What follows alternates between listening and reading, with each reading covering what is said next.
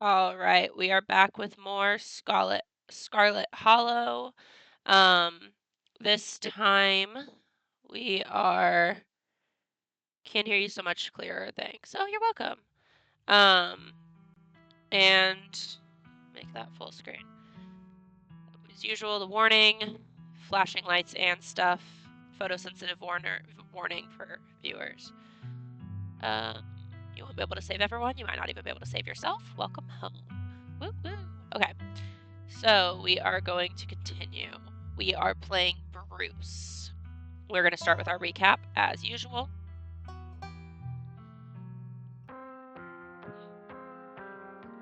The funeral of Pearl Ann, your cousin's mother and your aunt, seemed like something you shouldn't ignore, even considering your own late mother's rocky relationship with this side of the family. Welcome to our family's humble estate. Unfortunately, due to the current state of the house, only a few rooms will be safely accessible during your stay. I wouldn't go wandering anywhere else if you value your limbs. The floors have been known to give out. As the locks fall, the doors moan open, revealing the entrance to what once must have been an incredibly lavish ballroom. Faintly in the distance, you can hear the quiet notes of an old piano playing from another room. Wait a minute, you must be... Oh my god, wait. I heard someone at school talking about how long lost Scarlet Air was coming back to town this week, for the funeral. That must be him. The country ambiance crashes terribly with the goth woman behind the counter who has been eyeing you with something between curiosity and dawning horror. Oh my god. She was clearly trying to say it quietly, but of course you heard her. You're the only two people here. And then it emerges, an honest-to-goodness mountain lion, and there is something horribly wrong with it. But the mountain lion isn't finished, its body oozing from the fall. It pushes itself back to its feet, killing intent shining clear in its wide yellow eyes, and then damn near had the thing. Wait, a run-in? What kind of run-in? Was it supernatural? Like I said, you don't believe it? Now put that dang camera away. At least it's a nice night, even if the circumstances leave something to be desired. Help yourself to jerky. And as for the beer, I was planning on having both cans myself. But I suppose I can be convinced to spare one. Duke grapples with the thing as it grabs on his shotgun, pushing the barrel out of the way, as it grasps for Birdie with oddly jointed limbs, while Stella stares in shocked silence as if paused, watching as the other creature attempts to wrestle Gretchen into the darkness, her desperate cries going unheeded. Its flesh is doughy and structureless like a loosely packaged sausage. Your foot leaves an imprint in its chest, and it stumbles back, clutching at the odd wound. Your aim is flawless, and it strikes the creature square in its wretched face, lodging itself in its flesh. It scrambles back, its movements uncoordinated, and its blindness leaving Gretchen unharmed. Your cousin reaches for the headlights. Bruce, welcome home. The figure steps out of the light, disappearing back into the darkness of the woods. I'm going to bed. I'll see you tomorrow. But listen, you'd better stay out of trouble today. I want you home by sunset. I don't want to hear complaints. You do what I ask, and we won't have any more problems. Tabitha takes a few steps towards the door. Sunset. Before you get the chance to decide whether or not to open it, or to answer it, it opens.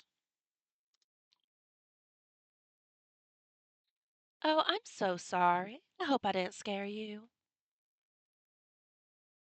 My name is Sybil. I'm a family friend. Just thought I should stop by to check in on you.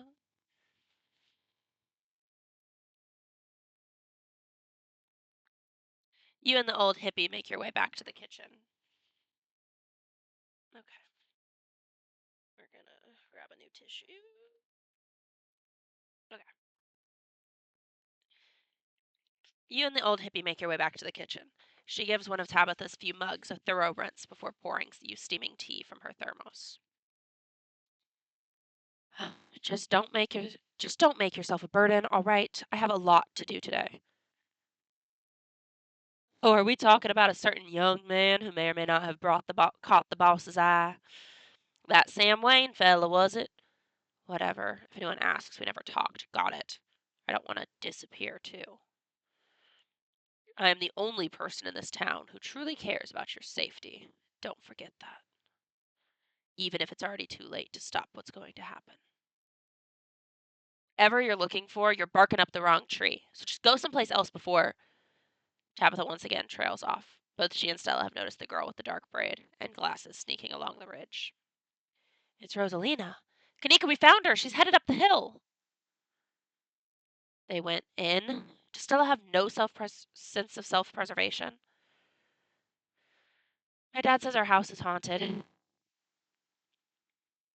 Kanika is interrupted by a pair of thunderous knocks. Wait a second. Where 3 of you run off to? Are you kidding me? There is something in the darkness before you that's much louder, though you don't hear it. But you feel it in your chest, like the deep growl of a predator. What do you think you're doing? Get away from there. Your cousin drives towards you, but not before the light from your phone illuminates the chamber. Bruce, are you all right? Wait. Becca and Alexis are still down there. You can't just leave them here. I know which way they're going. They'll listen to you this time, I promise. 3 of you manage to squeeze through the entrance just as the wall of the mine comes crashing down. Tabitha doesn't say a word as the car cuts through the darkened road. You collapse in Tabitha's dusty guest bed, your head empty of thoughts. After your time in the Shaw mine, you barely even notice the dust. When you close your eyes as your thoughts drift to Alexis and Becca, terrified and alone, if not already dead. Wake up. When I wake up.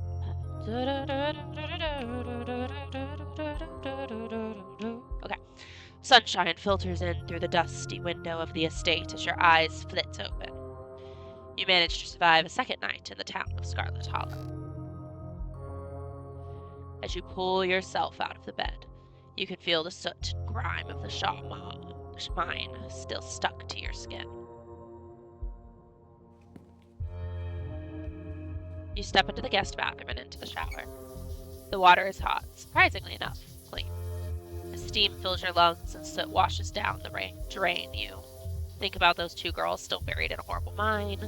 Scrub feverishly, trying to scrape the memories from your skin as if they're part of the dirt that coats you.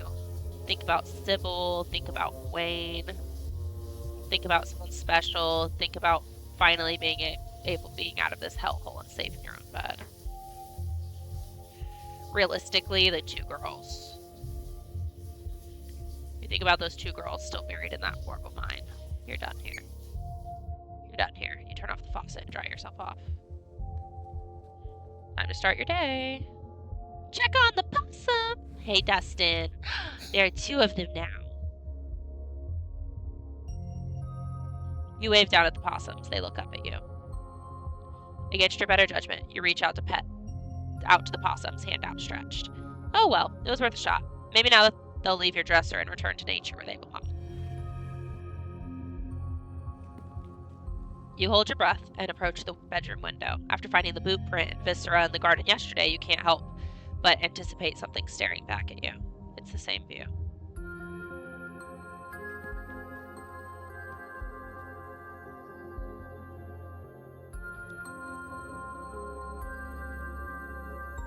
Check your group. Every time you see that doll, your heart skips a beat. It hasn't moved, right?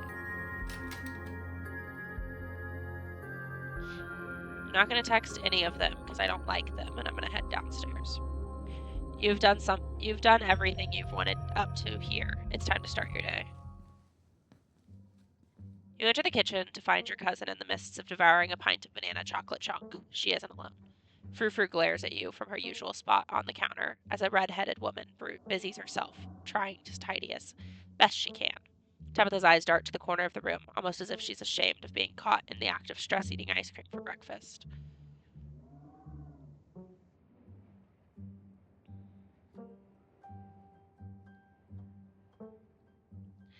Hi, I'm Bruce.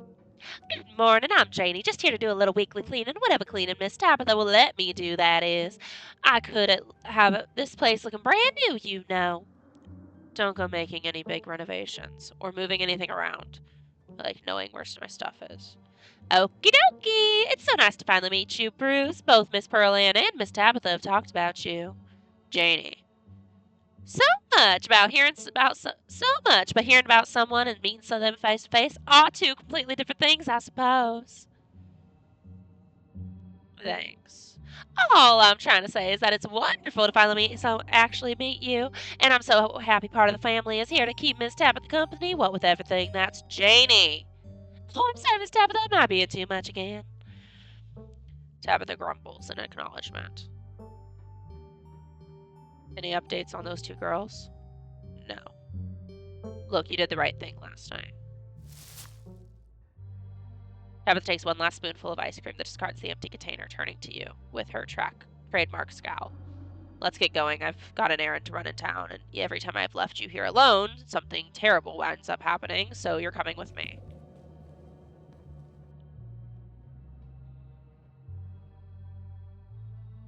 I'll be right there in a couple minutes. I feel like shit from last night, and I still have to wrap up my morning routine. Look, I get it, but there's a lot on my plate today, and I want to spend some time with you before things start to pile up. I already waited long enough for you to get up. Janie, lock up when you leave, please, and don't go rearranging anything I'll know. As you're ready to leave, Janie approaches from the far side of the kitchen. Tabitha remains between the two of you, impatiently tapping her foot. Bruce, before you go, I heard about what happened last night. I heard about it before Miss Tabitha mentioned it just now, and then I heard about it again. I just wanted to say that I am so sorry you got caught up in all that. I'll be praying for those kids, poor kids. I can't imagine how scared they must have been.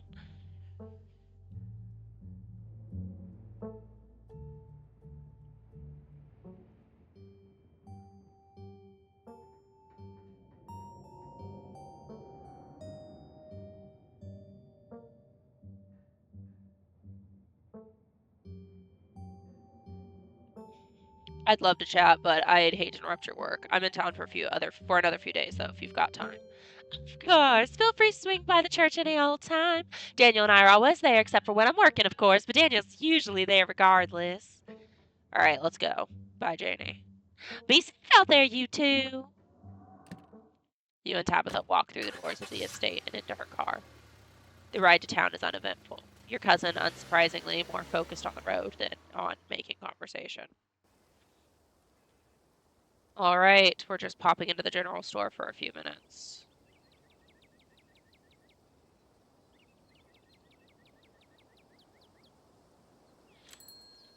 You and Tabitha turn as the door to the general store bursts open. A flustered Kanika exits, shouting behind her.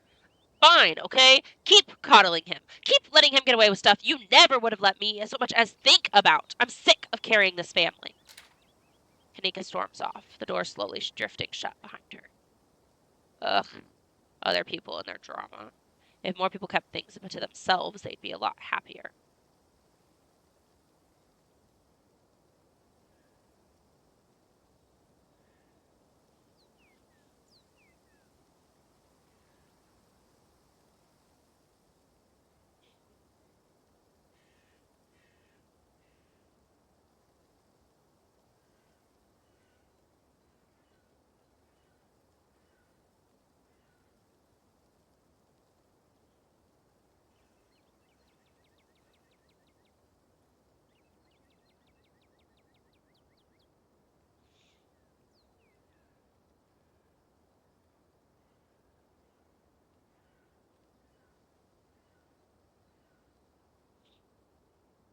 You don't get stronger if you do not fight. You're not wrong, but you also have to pick your battles. There's nothing to be gained by this sort of fighting. Come on already, let's go. Oh, Avery's here. Yeah, but he's there every day. And I know he comes in to see you every now and then, so I hardly think Mr. Termine not coming into the diner for one day is something to worry about. Well, if you say so. See you around, Sybil. You have a good one, dear. Oh, Tabitha. Long time no see. Feels like you'd never make it all the way down to Main Street. Okay. Hey, I'm sure it goes without saying, but I just want you to know that all of us over at the diner really feel for you. Anything you need, just let us know, okay? What? The stranger nods politely and then leaves without saying another word. Who the hell was that? Don't you live here? I should be asking you who people are.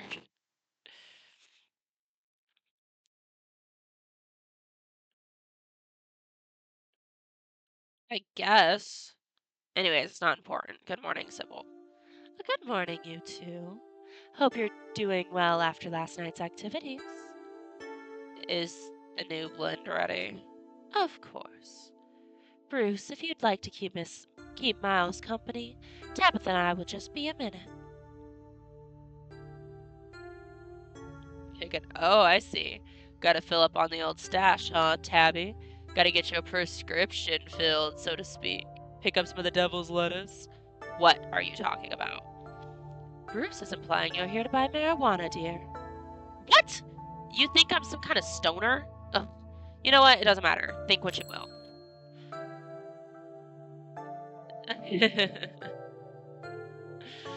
Sybil motions for Tabitha to follow, and they both disappear into the tea room, closing the door behind them with a tinkling of bells.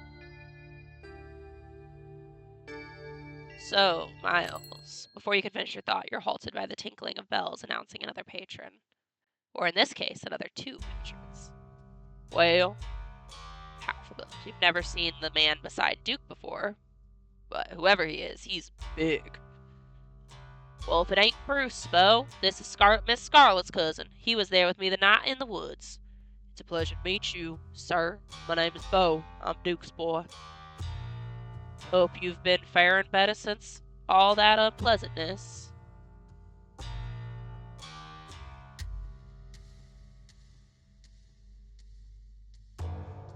How's Birdie doing? Oh, she's hanging in there. We managed to cut that little critter out of her and stitch it back up, but she ain't happy about the situation. We got her set up in the closet with a heat lamp. Been trying to feed her all her favorite foods, scrambled eggs and whatnot, but she hasn't been too interested. At least she's not out in them woods. Things have got worse. I did hear whispers about what happened up at the mines last night. I'm so sorry to hear about them young ladies. Scarlet Hollow ain't so safe this week, it would seem. How have you been, hanging in there? Oh, I can't complain. Now that we know what's been getting at them chickens, them things won't so much as step foot on my property. Not with Bo and me watching the perimeter with our shotguns at the ready. We even set the missus up with our pistol. Good thing we was watching nearly caught Julius trying to make off with Big Betty. As if he could have carried off a nearly 2,000-pound pumpkin on his own. I'd almost love to see him try. Yeah, no, that's a thing. They feed eggs to chickens. Yeah, it's a thing.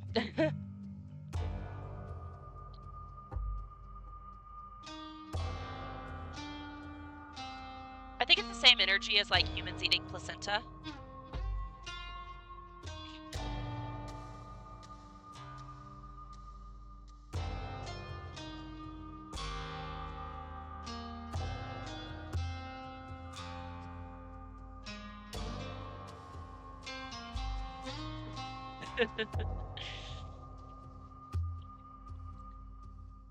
It's not like we'll be taking her to the state fair anyway. Now she's good, all she's good for is making the world's largest pumpkin pie. I don't think Mama has a tin big enough for Big Betty-sized pie, Daddy. Who's Julius again? The name rings a bell. Sorry, I forgot about dude. Julius Tremaine. He practically spits the name. Some cousin, however, many times removed, though I don't claim him as kin. He owns the farm next to ours, except he don't have as much of good grasp on whose property is whose. Thinks he owns half our land. Always sneaking around and taking vegetables we planted. Of course, the way he tells it, we're the ones stealing from him. Says he's the one putting seeds in the ground. He's a miserable old cuss, so he knows it too. Stealing vegetables born from another folk's hard labor is probably the only joy he has in life.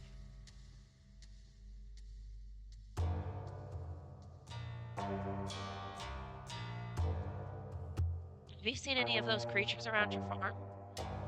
Yeah, we saw a few of those things. They got scared off before I could start shooting. Nasty little buggers. We've all been losing sleep, making sure we can keep an eye on those things.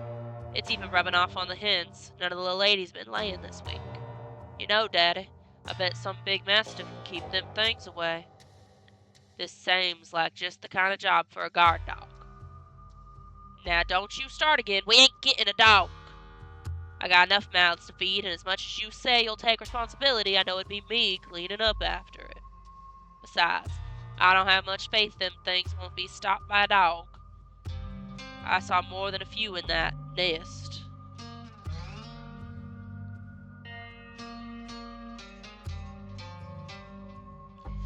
Those things we saw on Monday are apparently called ditchlings. They're supposed to be a bad omen. Ditchlings? Sounds like some old folk tale. Suppose that suits them. As for being an omen, I believe that too.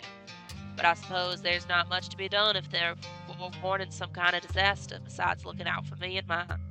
Still, I appreciate you telling me, Bruce. It's nice seeing you, Duke. It was a pleasure running into you, Bruce. But we'll best get on with our shopping. Can't spend too long away from the farm, what with those little devils running around.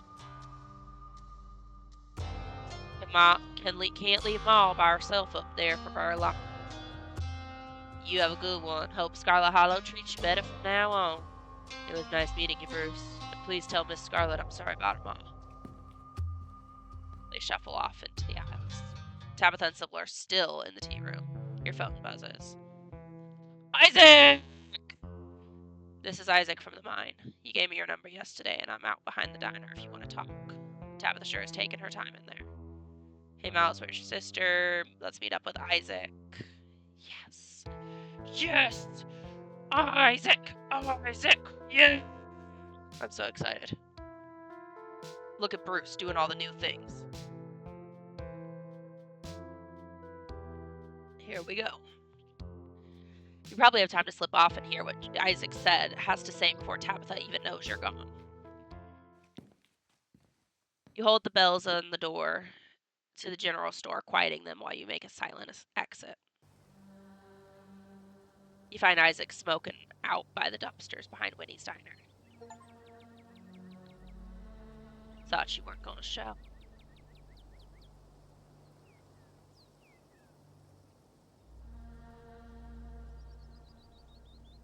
You don't have a lot of time. What do you want to tell me? Good. I don't have a lot of time either, especially to spend talking to you. The guys are all riled up after last night. They're talking action. If they saw me out here with you, they'd think I was in some kind of scab. But none of them will listen to me, especially now. They've got bigger things to worry about than a single missing miner. I haven't forgotten about him, though. Anything you want to know, just ask.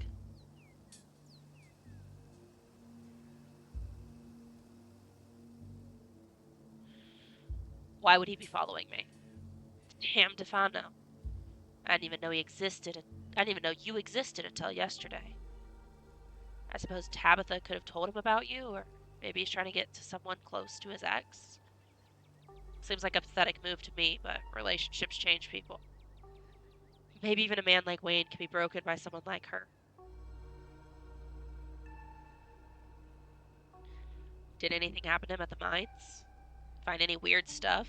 Uncover anything that wasn't meant to be covered? No, I don't think so.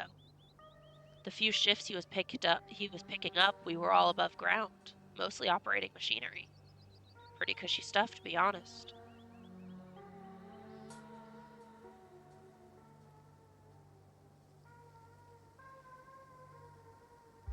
Ran into him after we talked yesterday.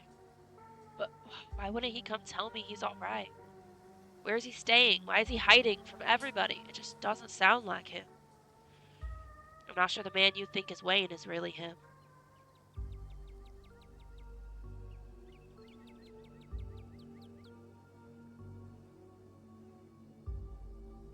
He's all goopy now.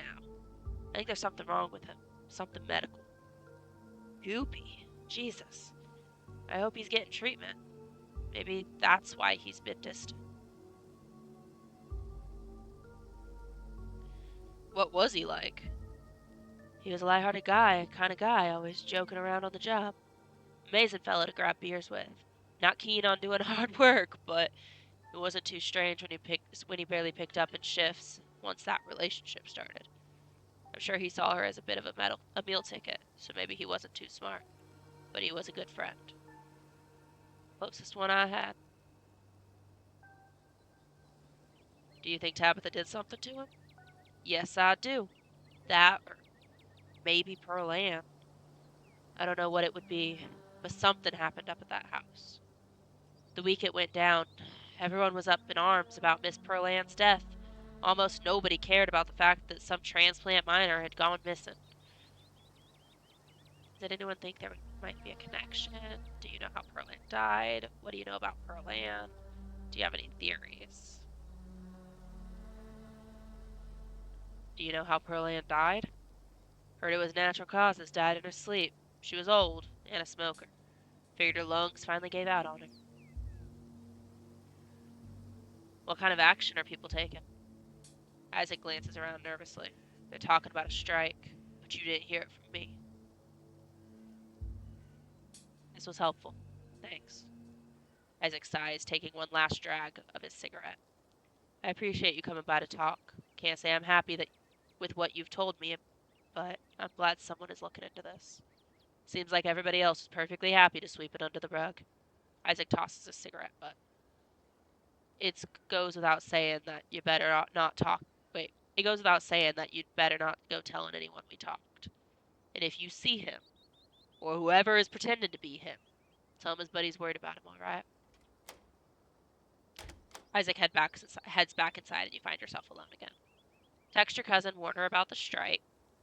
Sit back and slip back to the general store to find your cousin. Go after Kanika, swing by Stella's. Okay, so I'm not going to go after Kanika or Stella or Oscar. So my options are to warn my cousin or to not warn my cousin. I don't know which one he would do.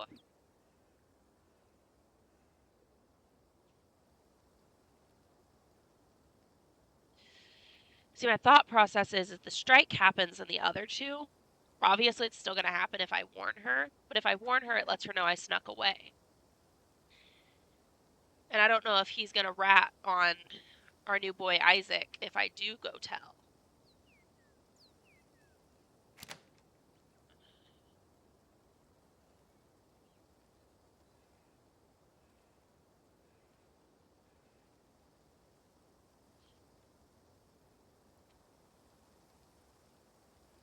I guess we'll warn her and see what it does, because it's, again, an action I haven't taken before.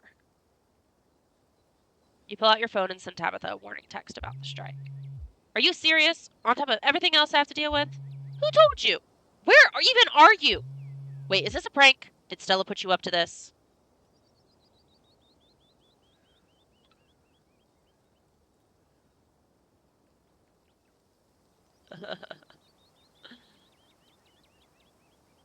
You were taking too long and went exploring. Fine. Thanks for telling me. Good to know where your loyalties lie. I was hoping we'd get to spend a little time together this morning, but have to stay ahead of this. See you after work. Stay out of trouble. This game is W. It looks like hanging out with Tabitha is off the table for now. Aw, man! Then I have to go hang out with one of them three.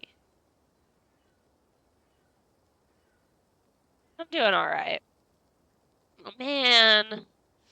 Now, do I go back and not warn her about the strike and hang out with her?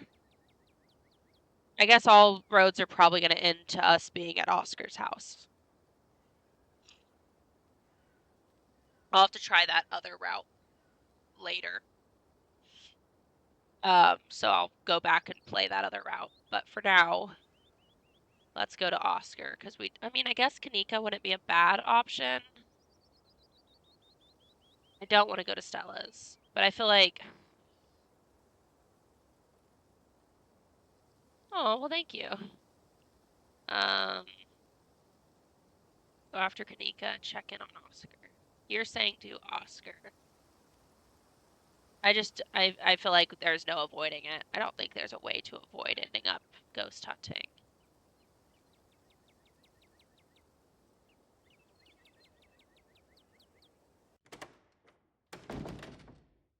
You enter the library, bright with morning light. Oscar stands at the desk. He looks exhausted, but perks up when he sees you enter. Oh, I wasn't expecting anyone to come in so early. It's good to see you, Bruce. How can I help?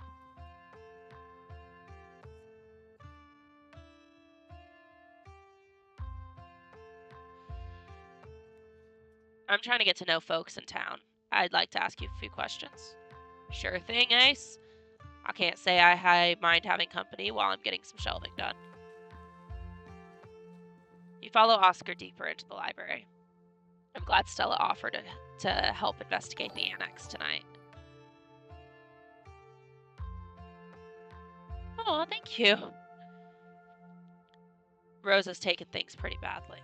I wish there was more I could do, but at the very least, I can get her out of that cramped storage room and back into our home.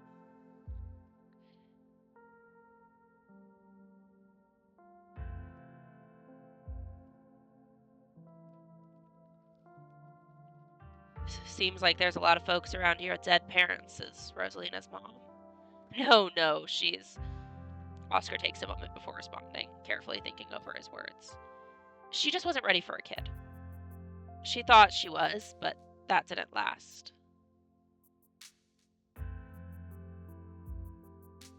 I like learning about Oscar more. Yeah, it's exciting to learn about Oscar more. Oh, that's really cool.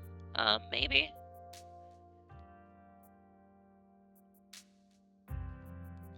Can't really blame her. We were both too young. Neither one of us was really ready for that kind of responsibility, but that's all ancient history now. We haven't spoken in years. Last I heard, she married a lawyer and moved into a big house up in Ohio somewhere. I guess I should tell her what happened. Though I don't know. I've never really known how to navigate this whole situation other than doing what I can to be two parents for my daughter. Does no one in this town have two parents? Most people have two parents, Bruce. But now that you mention it, I haven't actually given that much thought. They must, though, right? Let me think for a moment. There's a little Tulip. She's got Janie and the pastor. Alexis and Becca both have married parents. And Zane probably has parents, but I've never met them. Oh, and I grew up here to two loving parents. May they rest in peace. You're right, though. There seems to be a trend. I guess that's just what happens in a place like Scarlet Hollow. Not many people get their happy endings.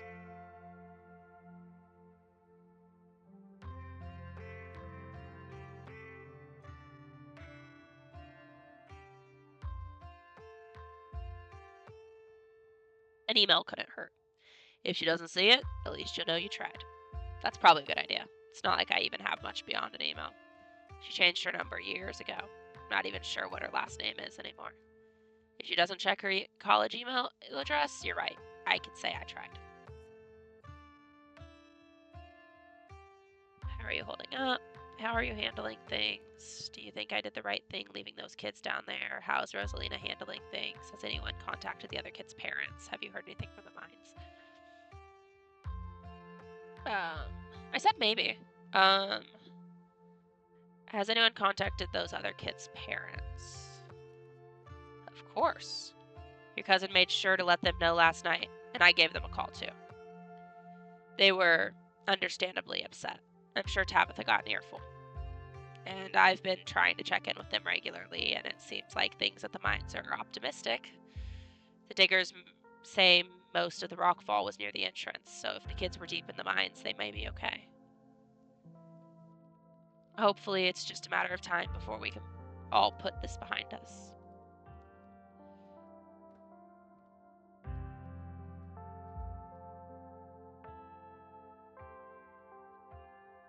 How's Rosalina handling things? She's holding up okay. Well, as okay as you could expect for a teen who went through something like that anyway. She's resting in the back room right now. I'm giving her some space to process things. Pixels insists on keeping her company. Not even food can get him to leave her side. He's a good cat when he needs to be. How are you handling things? Do you think I did the right thing leaving those kids down there? How are you handling things? Honestly, I hate to say it, but more than anything else right now, I'm grateful. If you hadn't gone down there, if you hadn't dragged my daughter out of that pit, she probably wouldn't be here. Thank you, Bruce. I'm glad you see it that way. I did what I had to do.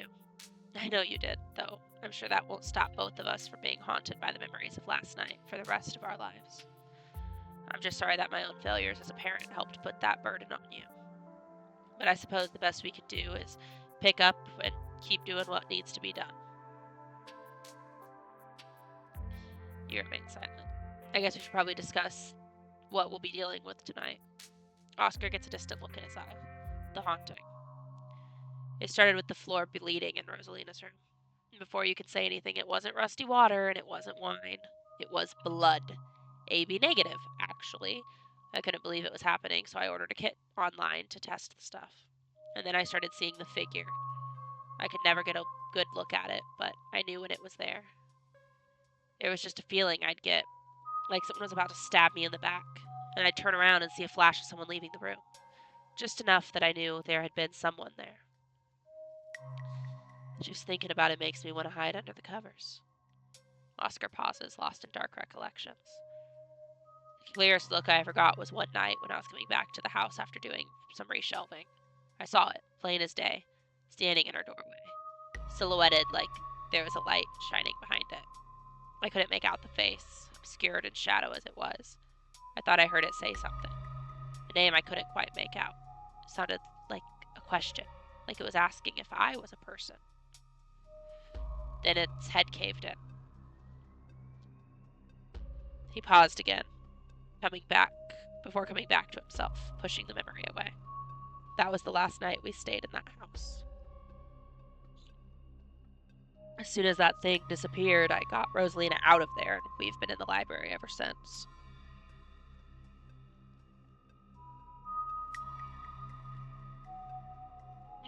So as a body, that means it can be punched.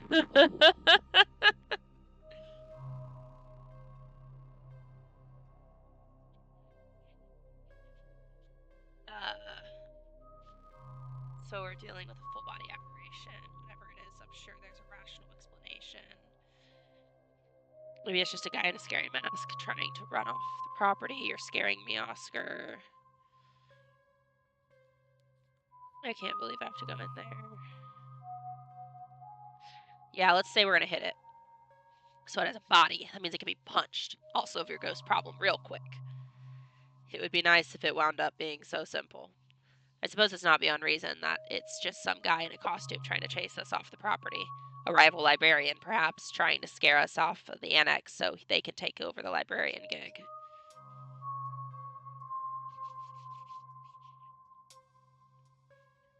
I'd be lying if I said it wasn't something I'd try for a good enough job. But it's a much easier pill to swallow than proof of the afterlife. But either way, with arms like yours, I'm sure you'd give this ghost a run for its money. I don't even think the undead stands a chance against biceps like those. Your phone buzzes in your pocket. Oh my god, I overslept! Almost forgot it's marriage! Good excuse to head over to the library. We should check it on with Oscar and Rosalina. Meet y'all there! I totally blanked on that. I've been having a weird foggy morning. Wild that they're still doing the Mayor Jimmy thing even after last night. Do you think news has spread yet? Oh yeah, we should also go see Oscar. See y'all soon. As if on cue, you can hear the faint sound of other people in the library, somewhere back towards the entrance. Oh, I knew I was forgetting something. It's Mayor Jimmy Day. With everything that's been happening last night, it just slipped my mind. They're probably going to start setting up soon, and I'm barely decent. After what you went through last night, I don't think you should worry. It's alright to loosen up a bit. I don't think it really matters what you wear. It's a little unprofessional. Yeah, you look pretty indecent. Put something on. Eye him silently. After what you went through last night, I don't think you should worry. People will forgive you wearing a tank top today of all days. You're right, but I do like to maintain an air of professionalism when I can. I'll just make myself scarce. It's not like I have much interest in seeing the mayor today. Maybe this would help cheer Rosalina up, though. She loves the mayor. Why is everyone so jazzed about meeting the mayor? Oscar chuckles. People think he's cute, and I'd be lying if I say I didn't agree. But if you want to know my opinion, those little meet and greets are all about publicity, not about meeting the public. It improves the image of the town in social media posts and that sort of thing. Every now and then it blows up online and folks will come visit Scarlet Hollow to catch a glimpse of the mayor. I suppose it doesn't hurt that we have through traffic. I don't want to seem cynical or anything, but it does feel rather calculated. You go on ahead. I'll see if Rosalina's up for all the commotion of the meet and greet. It's time to meet the mayor. Head back to the lobby.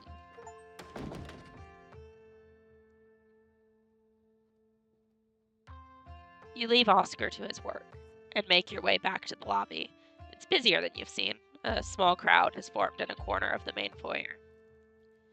You actually came! I thought you might have missed my text. I was about to try calling. Surprised to see you here, Bruce. I have expected you to have skipped town.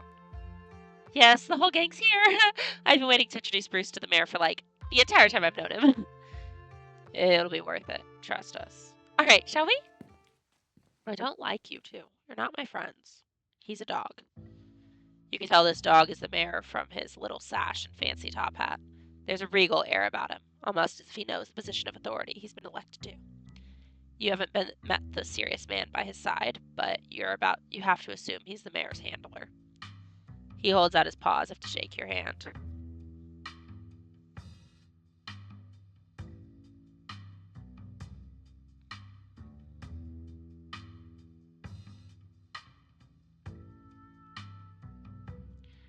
He's a dog.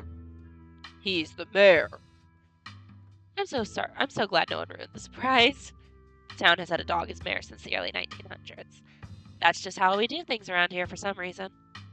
It's the best part of living in Scarlet Hollow, besides the nature. And all my friends and Winnie's biscuits. Oh, and the close-knit small-town community, of course. But having a dog mayor is the Spiths, so no contest. Gretchen squirms in Stella's arms, training to get at Mayor Jimmy. Hey, whoa, Gretchen, calm down, old girl. You're gonna pull a muscle. Miss Richmond, I'm gonna ask you and your dog to step away from the mayor. I should have known better than these two have never been able to get along. Stella walks off, struggling to hold Gretchen back. Kanika is quick to follow. It looks like everyone else is already talking to Oscar in the other next room. Ooh, maybe I can slip away with the preacher. Before you can catch up to your companions, you're intercepted by a nervous man with a cross around his neck. Whoever he is, you can feel his desperation to make a good first impression. A self-sustained and self-fulfilling prophecy. Sounds like old Gretchen and the mayor have had many unresolved issues, wouldn't you say? I'm Pastor Daniel. I take it you're Bruce.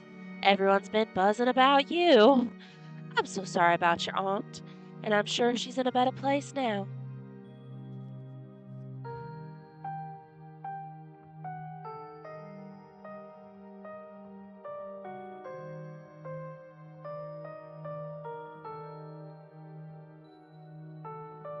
Oh, thank God, I've been hoping to find a priest.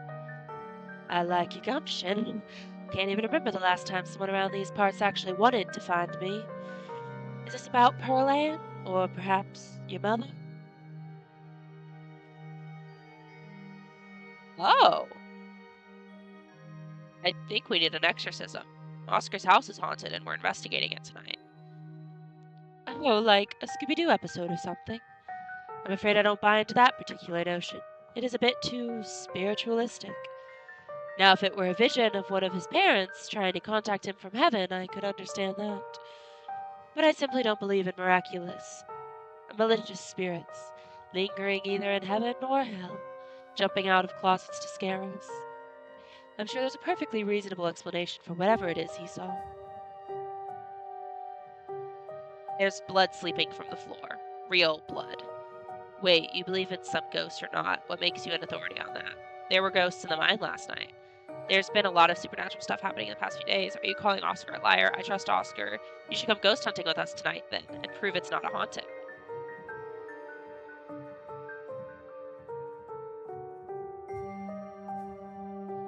Blood drains from his face and he gulps nervously.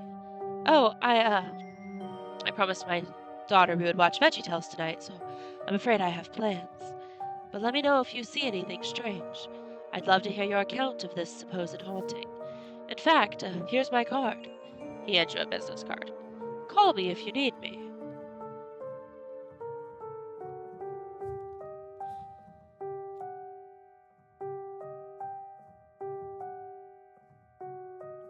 You mentioned Pearl Ann being in a better place. Let's not kid ourselves. We both know Pearl Ann's in hell. Oh, I'm sure she wasn't that bad. Most people are good deep down inside. It's best not to speak ill of the dead. I should go. It was nice meeting you, though. Of course. And if you find yourself in need of counseling or spiritual guidance, you know where to find me. That sounds lovely. Thank you. Daniel, lying is a sin. But really? Oh, that's great. Sorry, I just don't usually get positive responses when I ask folks if they want to come up to the church. Anytime that works for you, just swing by. I'm sure I'll be around. It was lovely to meet you, and have a blessed day, Bruce. All right, we're going the godly route. I still think he's a cult leader, but it's fine. We'll join the cult. The pastor leaves you be and joins the line to see the mayor. Nothing to do now but catch up with your companions. They're not my companions. They're leeches. I can't escape. You find them already talking to Oscar deeper into the library. Are you sure we can't just get over... You sure we can't just get it over with while the sun is up? I don't know if I can handle getting scared shitless in the dark 2 nights in a row. Introducing Wayne. Yes. We need to make Bruce Wayne canon.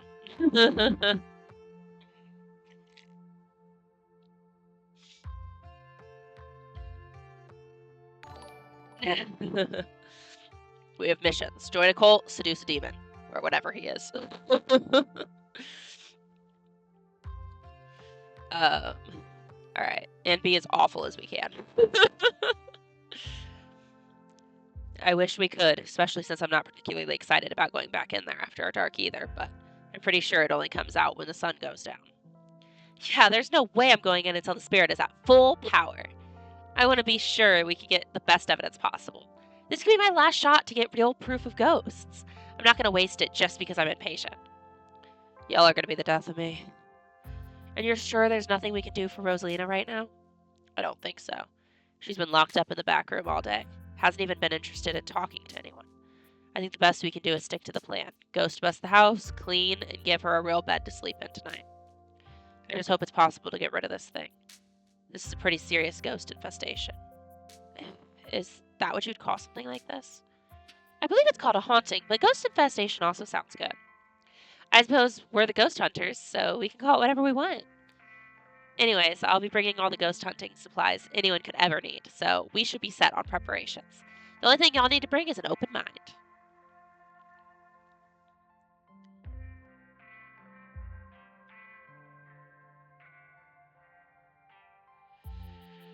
We could always call the pastor if things get sticky. No, I don't think that would be necessary. Yeah, let's leave the creepy pastor out of this. Something tells me things would just get worse if he showed up. I once saw the man having what looked like an honest-to-goodness conversation with a squirrel. I don't think he's all there. Well, if we're not doing the hunt now, I guess we should head over to Reese's. Oh yeah, Bruce, we made dinner plans with our pal Reese yesterday. I'm sure his mom will be totally fine with an extra guest. Will she? Absolutely. And maybe we can even get him to come ghost hunting with us. You don't have that much time to kill before the evening's activities, and you're going to need dinner. A free meal is a free meal.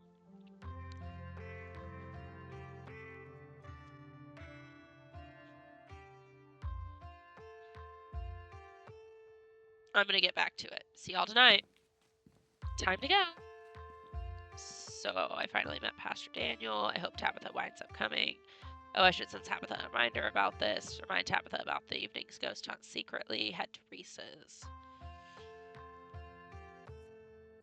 So do we do this without Tabitha, or do we try to convince Tabitha to become old, or do we just leave without appeasing the ghost? I don't know which route to take.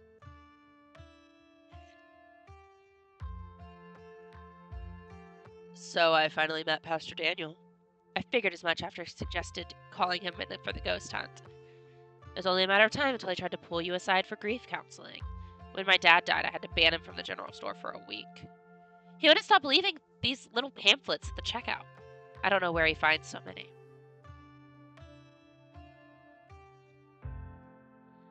I think he just really wants people to like him. But he comes off as desperate. It's a vicious cycle. Oh, when you put it like that, his whole situation is kind of sad. Even if that's the case, it doesn't mean I have to like him. Whatever his deal is goes a step beyond trying too hard to get people to like him. The man was grinning through all of my dad's funeral.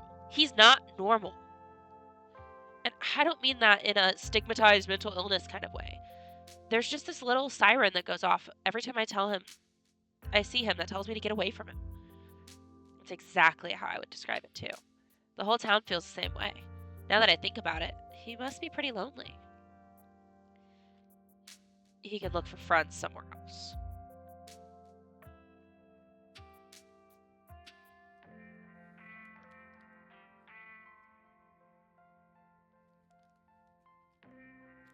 Man, there are like multiple routes I could go right now.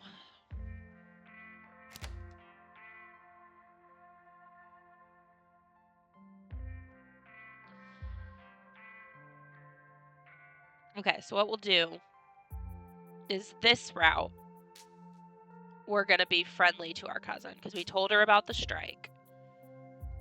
And then the next route, we won't. So whenever I go the other route and I don't tell her about the strike, we'll see what happens.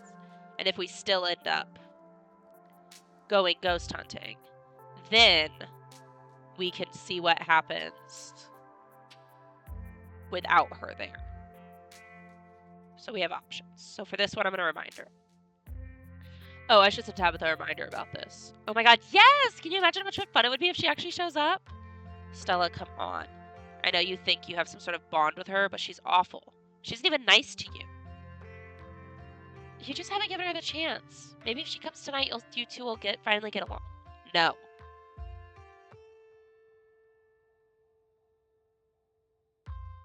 You discreetly shoot your cousin a text reminding her of the evening's ghost hunt. Stella and Kaneko will find out about it if she actually shows up. Alright, shall we head out? 3 of you leave the library for an early dinner at Reese's. Nika, chill. You find yourself in front of what must be Reese's house. A cold hesitation grips you at the looming building over the hill's top. Though it's only early afternoon, it feels much later.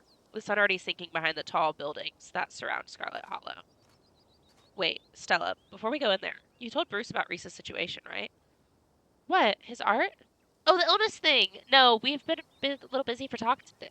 We've been a little busy for small talk, with all the scary events going on. We are going to see Reese because it's a free meal. I don't know.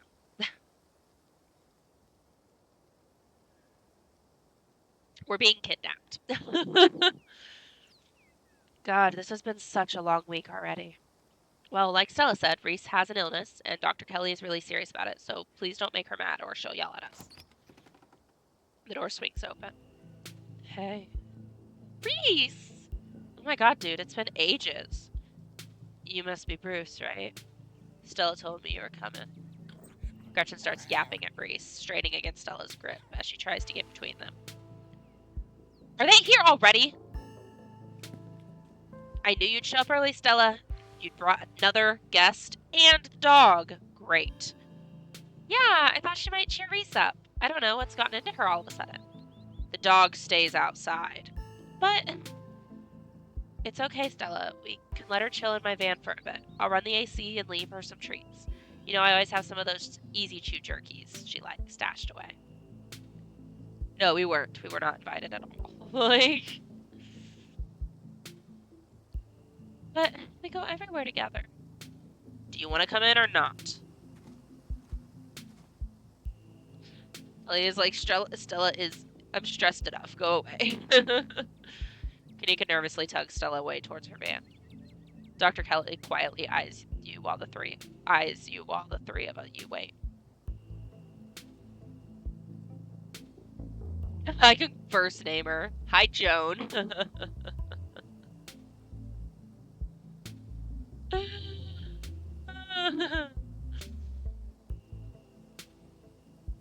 Hi, Joan. You will not call me that. Now get inside before I change my mind about this whole bit in her. Let's get this over with.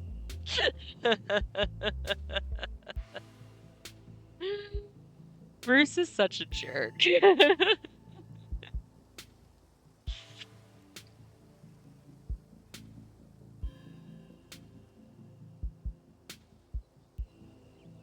1 second.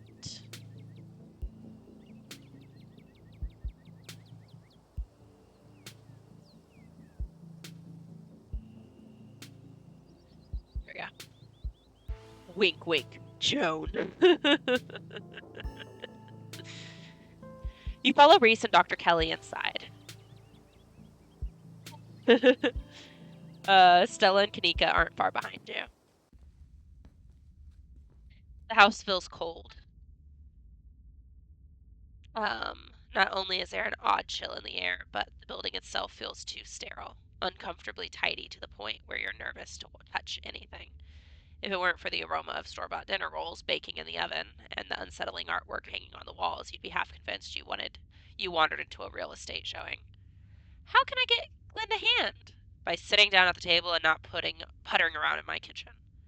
I made sure everything was well done in advance, so the only thing left are the rolls, which shouldn't be long. Then we can have a quick dinner and you can leave my house and go on your business. But I was kind of hoping to see Reese's new art. We still have time right now, right? You aren't seriously considering subjecting your friends to your disaster of a room, are you? It's not that bad. You can still see the floor. Dr. Kelly raises a single questioning eyebrow. I don't mind a little mess. Yeah, I doubt it could be any worse than the way I keep my room. Okay, yes, fine. As long as you stay out of the kitchen, I don't care what you get up to. Cool. We'll just be downstairs. You won't even know we're there. You make your way towards the basement stairs. This is the basement of a tortured artist. Discarded canvases line its edges, while trash and sketches leak out from their piles in the corners of the room, hiding the bare basement floor. Ghoulish faces coat the walls in paint, sneering out at their creator. Your mom is so scary. She can be a little tense. Kind of overprotective, which I guess makes sense. Anyways, make yourselves comfortable. You'll have to forgive the mess. I've been distracted lately. Haven't been cleaning much.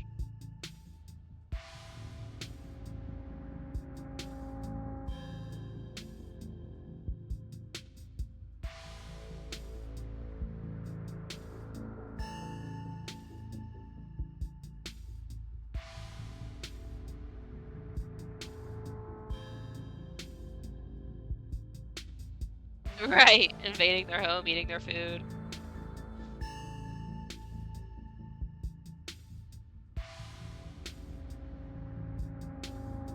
So the three of you go way back, huh? Yeah, to the womb. The three of us. The school here is tiny, K through 12. Not exactly a one-room schoolhouse, but not far from it. We're lucky we all get along as well as we did. Some kids weren't able to make any friends their own age. They just happened to be born at the same time as some real jerks, and were stuck with them through their whole school career. Poor kids. Not that we were free from dealing with jerks, like a certain Scarlet I could name. Okay, she was a little rough around the edges, but she was pretty friendly when you got past that. Maybe to you. The way she used to look at me, you'd think I rolled in something foul every morning before school. Same here. Though to be fair, the feeling was more mutual between us. She deserved it, though.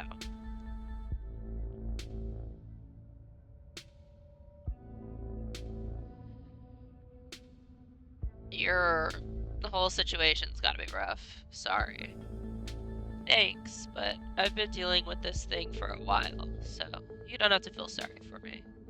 I've come to terms with the way the rest of my life is going to be. You're so macabre, Reese. You make it sound like you've been sentenced to death. You haven't, right? Not exactly. No one really knows what's wrong with me, but it's been getting worse. I can barely keep most food down. My skin always itches like there are worms crawling underneath it. I could live for a long time or a short time.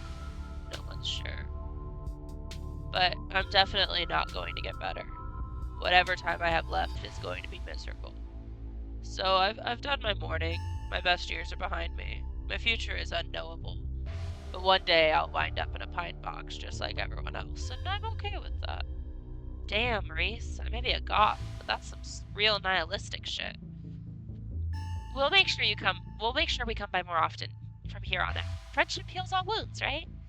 Thanks, guys, but you really shouldn't worry about me. I have my art, and I'm doing fine. Really.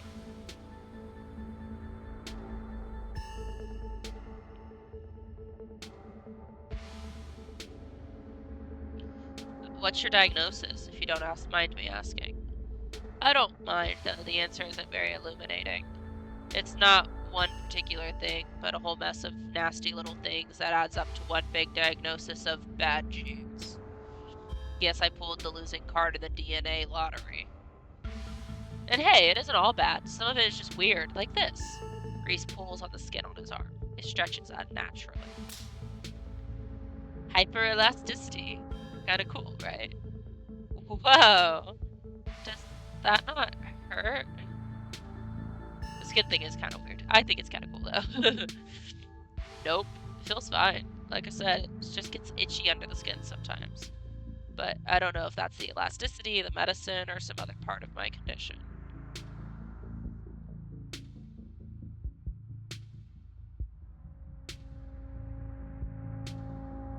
Dinner's gotta be ready by now, right? Almost on cue, Reese's mom shouts from the kitchen. Dinner's on the table! Guess that's it for catching up. Make sure you all wash your hands with soap. I don't want anyone sharing their germs. Sure thing, Doc. I already washed them. I don't care. Wash them again. You make your way towards the sink, but are stopped in your tracks by the pull of an odd door at the end of the hallway. Feels out of place, like you've accidentally wandered into a different, older home. But before that, you feel something radiating from behind it, something dark and cold. Something that reminds you of the dusty tunnels you narrowly escaped last night. An oppressive hum just beyond your hearing fills the air, and you feel strange. You are compelled to approach the door, drawn in as if hypnotized. Before you know it, the doorknob is turning in your hand, your heart full of both deep dread and the compulsive need to know what might be on the other side. What do you think you're doing? Well?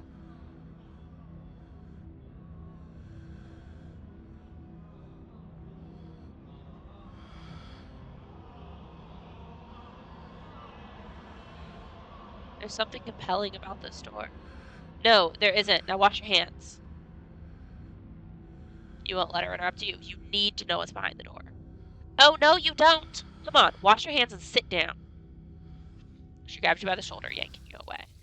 You do as she says, cleaning up under her watchful eye, and then allowing yourself to be ushered back to the table and away from the door. Dinner is already laid out. Dinner rolls, spaghetti, and a light salad. Kanika anxiously picks at her food. Stella's nervously talking, and Reese is suddenly quiet and tense. His shoulders tight as his mother perches on the chair next to his. Dr. Kelly eyes all of you with sharp and furious gaze. She sits opposite you at the far head of the table, her features silhouetted against the light of the setting sun in the window behind her. It's a position of authority, where her height gives her an advantage point over everyone else. No one at this table does anything without her noticing. It almost feels like, despite the presence of your friends, it's strictly a conversation between you and the doctor. Given her protectiveness towards Reese, you find it odd that she's seated between the two of you, rather than the other way around. You find it odd that he's seated between the two of you, rather than the other way around. It's almost as though she's guarded, not only towards you and Stella and Kanike, but also towards her son. Pills. She slides a few tablets towards Reese. He obediently swallows them. This is excellent, Dr. Kelly. Is the pasta sauce homemade? No, it's from a jar. I work too many hours to make my own pasta sauce. Well, you have an excellent taste in brands. And if you ever want any tips to make an easy homemade home-cooked pasta sauces, you know I... No thanks, Stella. I have an internet if I need recipes. Thanks again for having us, Dr. Kelly. We really appreciate it.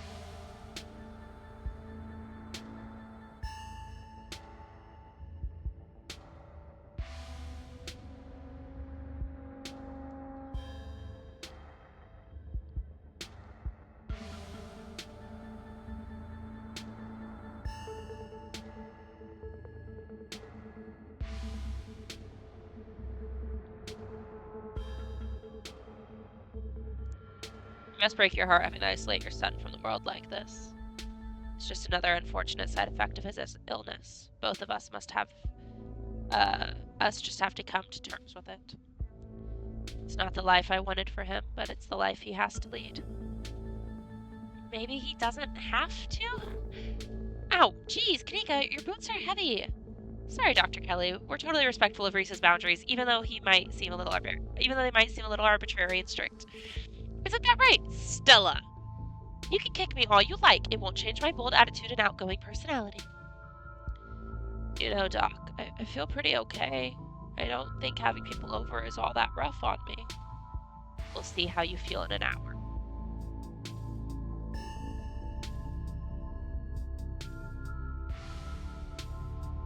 I feel like I've been asking this question a lot, but does anyone in the town have two parents? Dr. Kelly's glare intensifies. Small towns are full of drama. People meet when they're young and reckless, and it doesn't always work out long term. Plus, these hills are dangerous, and the job's even more so. Nothing happened. Things happen. Not everybody gets some fairy tale ending. You can find happy endings anywhere, though. It doesn't have to be perfect, but people can still be happy even if bad things have happened to them. I guess living in denial is a kind of happiness, sure.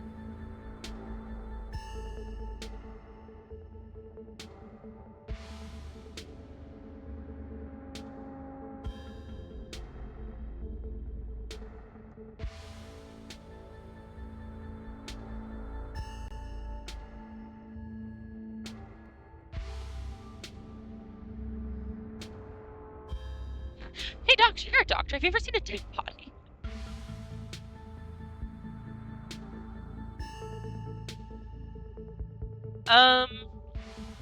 It's... So, I bleached it. Talking about my hair. I bleached it, and then I dyed it pink, like a very light pink, and then I dyed it blue, and a really light blue, and so now it's just like... I don't know exactly what shade it is, but the pink and the blue kind of made like a purple, which kind of works like a toner. And so I'm in this like interesting blonde shade right now where there's like a very icy look to it. I don't know exactly what shade I'd call it, but yeah, like an icy blonde probably. Yeah, my hair is constantly changing colors. Alright, back to the game. I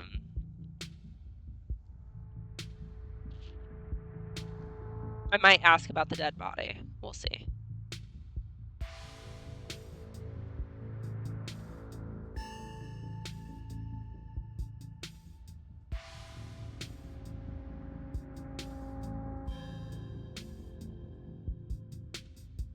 Ooh, Sam Wayne. Do you know Sam Wayne? Sam Wayne. Dr. Kelly takes a moment to think. Nope, doesn't ring a bell. Someone you know? We have reason to believe he may have caused some weird illness at the... He may have caught some weird illness at the mine. He definitely looks like he could use medical help. So please let us know if he shows up or anything. If there's someone harassing you, you should get police involved. This isn't any of my business.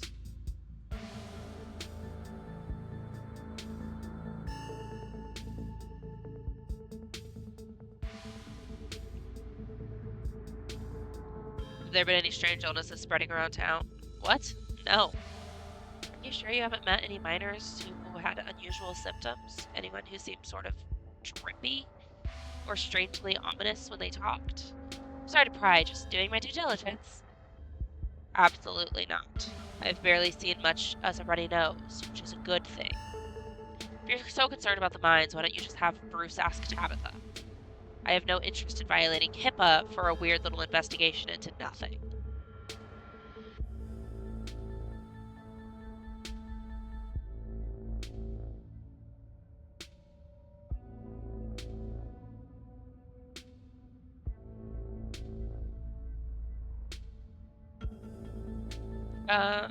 You're a doctor. Do you think those kids are okay?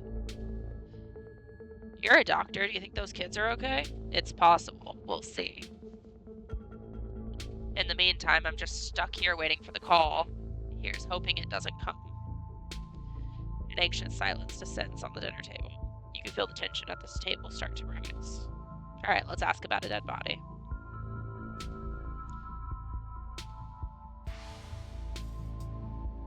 You're a doctor. Have you seen a dead body?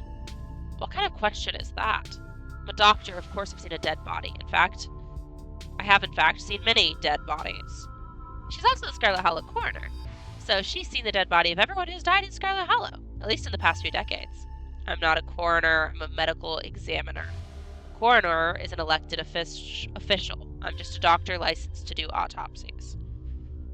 But it's not something I have to do very often, and it's not exactly what I would call dinner talk, so let's drop it, shall we? Aside from Reese's mom staring down the table, nobody is making eye contact with anyone else. Alright, I think that's the end of that.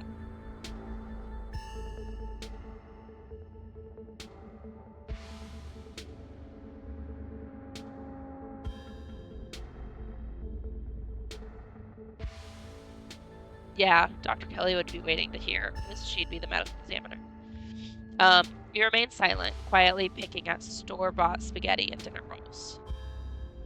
So, I was just wondering if we could maybe watch a movie sometime this week while Bruce is still in town. We'll have to see how you're feeling. I can handle a movie, Doc. Yeah, we'll just sit downstairs in the dark. Reese is used to that. I'm sure he'll be okay. You're always overestimating how much you're able to do, Reese. This is why you keep getting sick. If I get sick, so what? It's not like that's ever going to change. I'm sick every day, and I'm not getting better. I don't want to spend the last few miserable years of my life holed up in the basement alone just because seeing my friends has been deemed too strenuous. I'm an adult, for God's sake. I don't believe I have to ask permission from my mom just to have my friends Reese stops mid-sentence, wincing in pain and wrapping himself in his arms. Don't say things like that. I'm doing everything I can to try to fix. Silence, as Dr. Kelly's eyes shoot open. Reese? Reese abruptly pulls himself from the table and leaves. Damn it! I knew it. I knew this would be too much. Right. Everyone get out of my house. Please. Just leave us alone. Stop trying to interfere with his life. All it does is hurt him more. We can't just leave him like this. Now is when he needs his friends the most. No. Now is when he needs me the most. I am his doctor and his mother. I know you care about him. I know that, but he knows it too. But all any of you would do is get in the way. Just leave, please.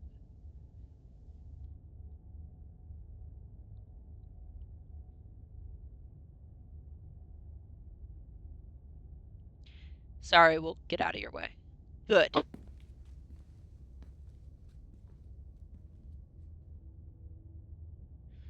The three of you are rushed to the door.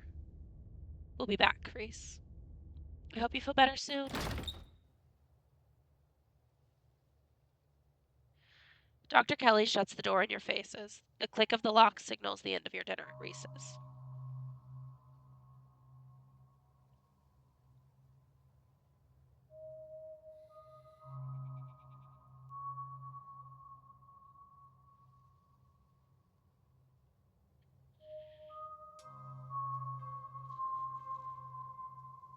I'm just trying to play the game, hun. Something weird happened when I went to wash my hands. It was like I was forced to try to break into the clinic. Forced how? It was like something was making me go there. I wonder. Was it like that carving in the pit last night? Before you had that seizure? It was kind of like you were hypnotized. I wasn't there, but I guess I'll take your word on it. Hypnotism seems like a step up from what we've been dealing with, though. I mean, I don't know. A lot happened last night. And the whole thing was very trance-like.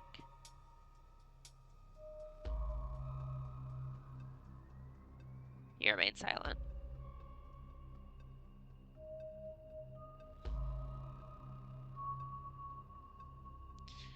What a lovely dinner. Sure, lovely. That's a word you could use. Poor Reese. Getting sick off 2 bites of plain pasta? That poor guy. There's seriously something up with Dr. Kelly. The way she was rushing us, the way she was trying to keep us away. I know what Reese is fragile right now, but too fragile to watch a movie with friends. I don't buy it. He does seem pretty fragile. But I think you're right. She's being a little too overprotective. I think it goes beyond being overprotective. I think she's hiding something. We could probably go back and forth on this for a while. Let's grab Gretchen and get going. The sun is setting, and we wouldn't want to miss a second of ghost action. Stella hurries off down the hill, almost as if to run away from what just happened. You and Kanika follow her down the slowly darkening street.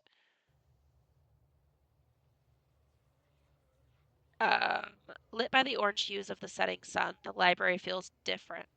What was once a quaint building in a small town now stands an imposing structure, its walls holding something that stares back at you with menace.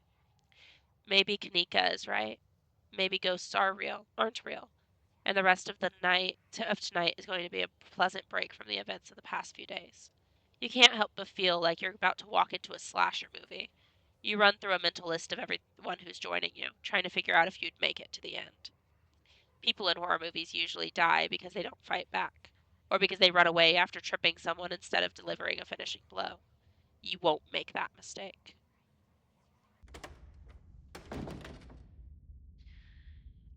Just as its exterior was intimidating in the setting sun, the inside of the library is dark, its shadows deep and foreboding.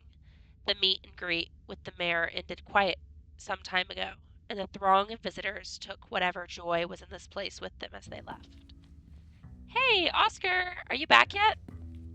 Shh, you can't yell in a library. It's against the rules. It's after hours. Rules only apply before 5 p.m. Now it's our domain. Hey, you're here sooner than I expected. Hope dinner went okay. Yeah, it went okay. Reese wasn't feeling up for a longer hangout, unfortunately. I'm sorry to hear that. It's okay, it just means we have more time to hunt ghosts.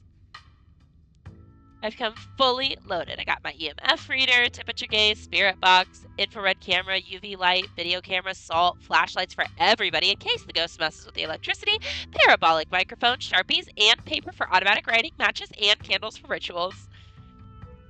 Ooh, and a Ouija board. I know they're toys, but you never know what might come in handy. Wow, this is a lot of ghost hunting stuff for something that was so last minute. Do you just have this stuff ready to go in a bug out bag or something? Of course I do. I actually stashed a couple of bags here overnight after I got back from the mines. Excuse me. I wasn't about to carry everything around all day. This way we could just go in light and pop out and grab more stuff once things start to get spooky. I may never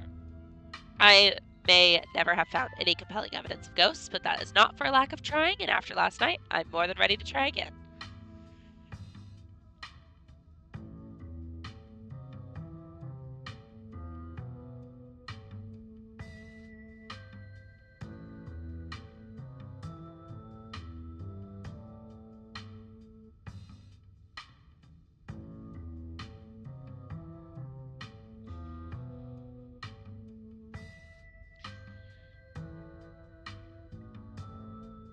He remains silent.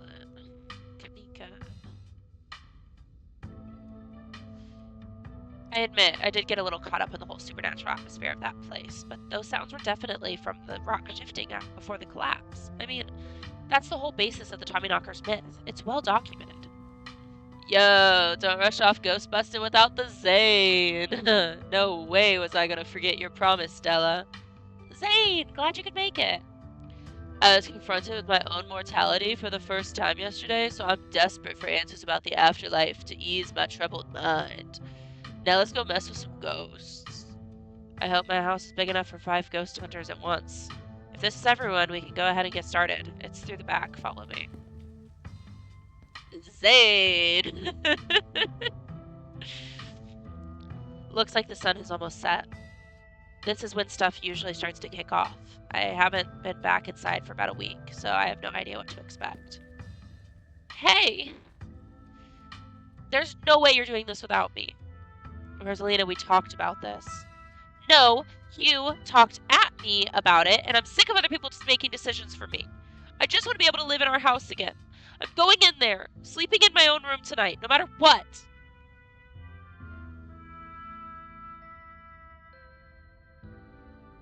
You decide it's best to let Oscar handle this.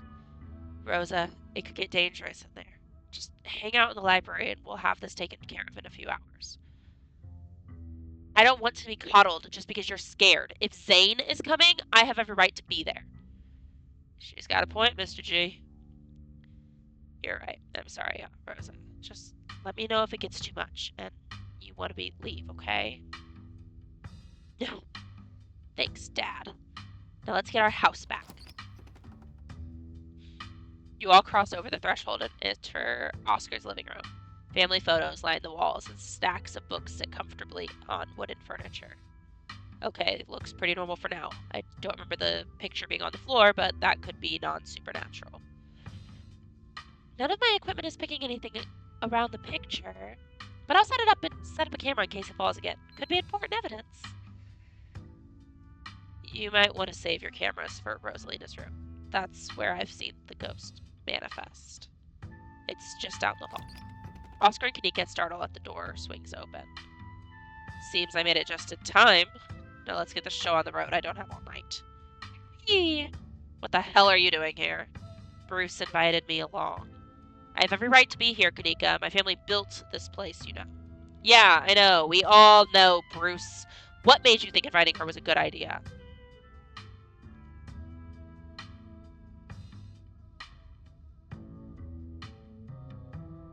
She's my cousin. Yeah, we're trying to bond. Deal with it. You don't see me inviting Miles to stuff all the time. Just because we're family doesn't mean you all need to be friends. Oh, a lot has changed since high school. Maybe you two could be friends if you tried. Tabitha and Kanika eye each other suspiciously. The mutual disgust in their eyes tells you that Stella is not correct. But maybe for now you get to ghost town on opposite sides of the room. Sounds like we're in for an interesting night. I wonder if the ghost will even show with this many people around. Wait, is it just me or does it suddenly feel colder? It sure does. I definitely feel that. The temperature gun says it's actually a couple of degrees colder, but that's normal. Rooms and hallways are sometimes colder than other parts of the house. Whoa, a genuine cold spot. I gotta stab a pig for posterity. Is that it? This isn't very scary.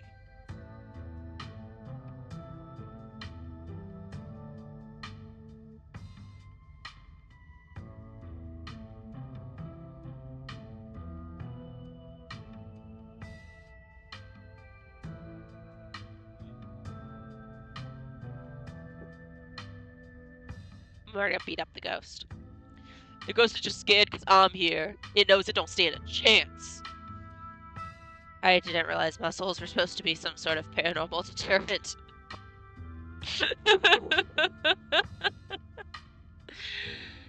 They are if you're Bruce. Maybe it's chill. I know if I were a ghost, I'd be mad chill. If you saw what I've seen, I don't think you'd be saying that. It's an interesting point, though. What if ghosts usually are friendly and they're only terrifying because they don't know how to be anything else? Yeah, like, I know if I were a ghost, I'd just vibe. But what if my vibes were bad and I didn't know it? I shudder to think of the possibilities. What did you rope me into, Bruce? Okay. Oscar takes a deep breath before continuing. Bruce is such a manly man. He's a pro. He's just here.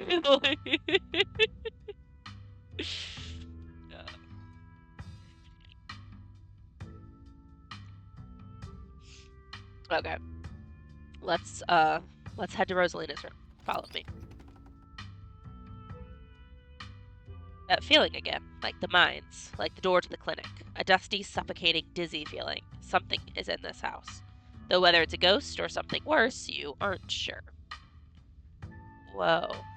Whoa! I forgot Stella has a high voice. This is where I've seen it. It appears on top of the stain.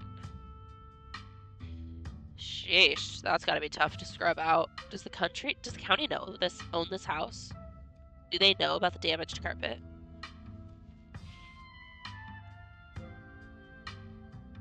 Have you seen your house? I don't see how that's relevant. Weird. I'm not getting anything. It's not even cold. It's the same temperature as the living room. Nothing on the EMF either. Then your equipment is wrong. The stain is definitely paranormal. I've scrubbed it out too many times to count, and it just keeps coming back.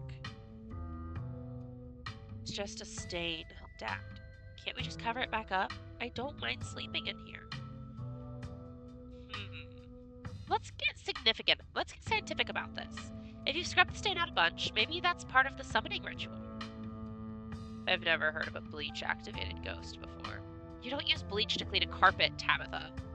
Whatever. How was I supposed to know that? Not everybody gets to learn how to clean things.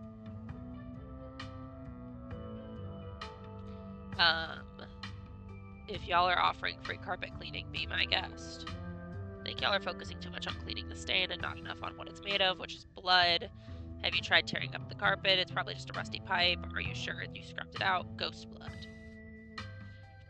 I think y'all are focusing too much on cleaning the stain and not enough on what it's made of, which is blood. Ghost blood.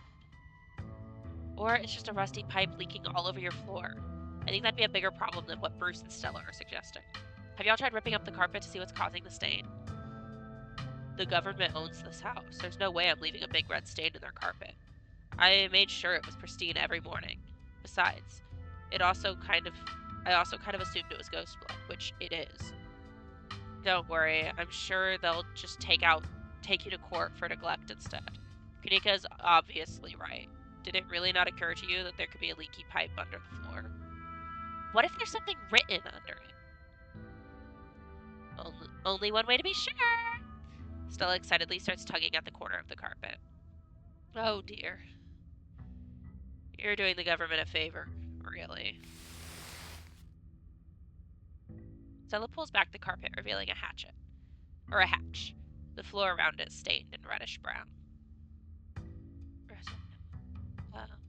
Whose voice is that? Okay, maybe I don't want to sleep in here.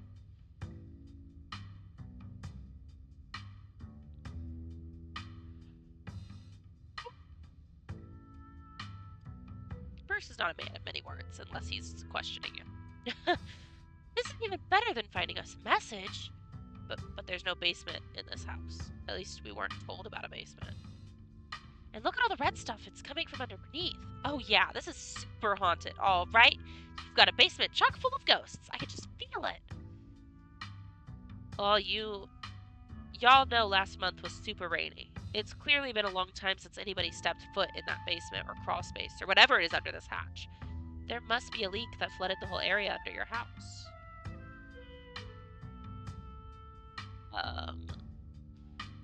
Kanika, the water dissolved the caulk around the edges and leaked through to the carpet. And it's red because North Carolina has red-ass dirt. It's as simple as that. It's not mud, it's blood. Human blood. I tested it. Well, you tested it wrong. It can't be blood, right? Nika's right. You've got a muddy floor. And that's why it's so cold in here, too. There's wet dirt under the house. Congratulations, we solved your ghost problem. Way. There's an old hatchet in the floor that someone tried to seal up. We're not leaving until we know what's down there. I'm with Stella. This is my room, and I need to know what's down there. Have you considered that they might have sealed it up because it's unsafe? Uh-oh. Do you think the flooding could have made the house unstable? I'm all in on ghost hunting, but I don't know if I would crawl into another dangerous crevice. I'm going for it.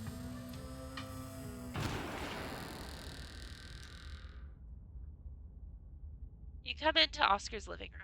You can't tell what time it is, and your friends are nowhere in sight. The building feels colder, and there's something about the air that feels wrong. It's stale with an undercurrent of mold and earth. It makes you feel claustrophobic, as though you're in a coffin. Each breath depleting what little oxygen is left. How did we end up back here? Where is everyone? Did we pass out again? Was there a gas leak in the basement or something?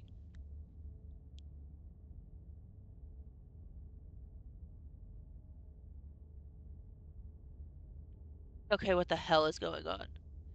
Maybe it's another gas pocket or mold or something shaken loose by the collapse yesterday? I don't know. This isn't exactly a normal occurrence for me. Now let's get the hell out of here before the bad air gives us brain damage. Your cousin marches to the front door and opens it. What? Why does it look like Oscar's house is in front of us? Didn't we just leave? It must. I must be misremembering things. Let's go.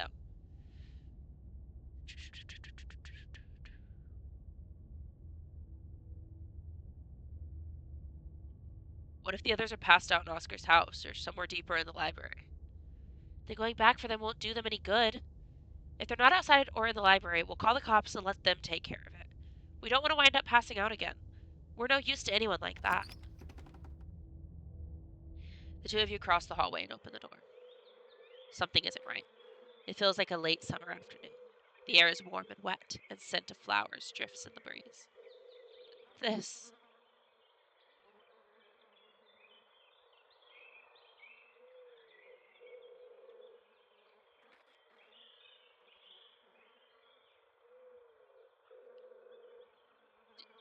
Did we die? Don't be so dramatic. I think I'd know if we were dead. There's got to be an exit somewhere. We just have to look. Wait, do you hear music? Movement stirs as a figure cloaked in shadow rises to attention. Stella? Who are you? What are you doing on my property? Huh?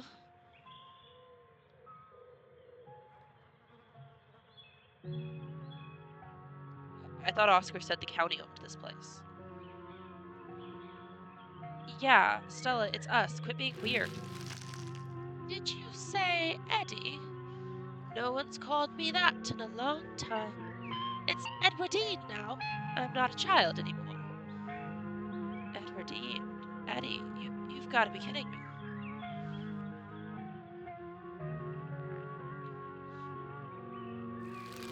You grab Stella by the shoulders, attempting to shake her from her trance.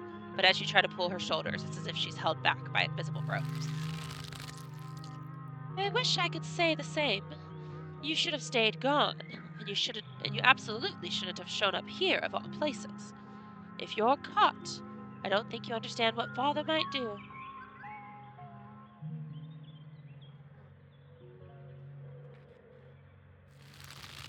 You pull with all your strength, digging your heels into the strange, shifting earth beneath you.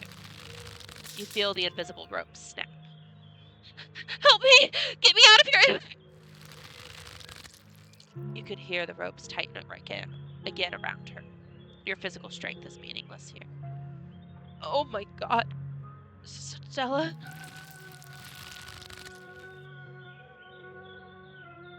I can't. It's not that easy for me. My brothers were sent to Normandy, and now I'm the only Scarlet left besides Father. I have responsibilities, Charlie. Shut up! Shut up!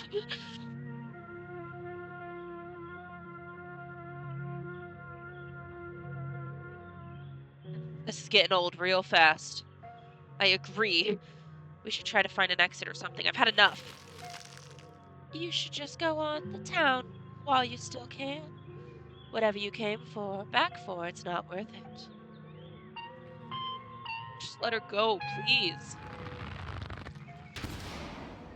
She's gone, along with the shadow in the corner of the room.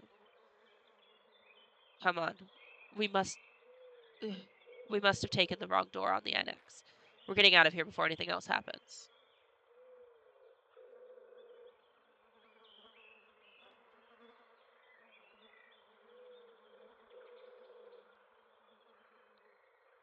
I'm going after Stella. Your cousin tries to yank your arm back towards the entrance, but you push forward, dragging her behind you as you move. You push forward, ignoring Tabitha's grip on your arm as you follow the path through the thick foliage.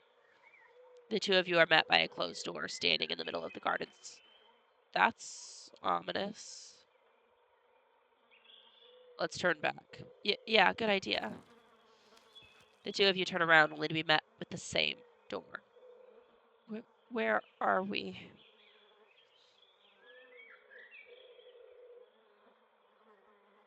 I don't think we ever left the annex. Bullshit! This is all bullshit! She storms up to the door, throwing it open. Bells ring as a canopy of rage as a cacophony rages outside. The door in front of you pulsates as figures unseen bang against it. The shaded figure from the garden sits in the corner, ever so slightly more defined. Are you kidding me? This is messed up. We need help. God, please let this call go through.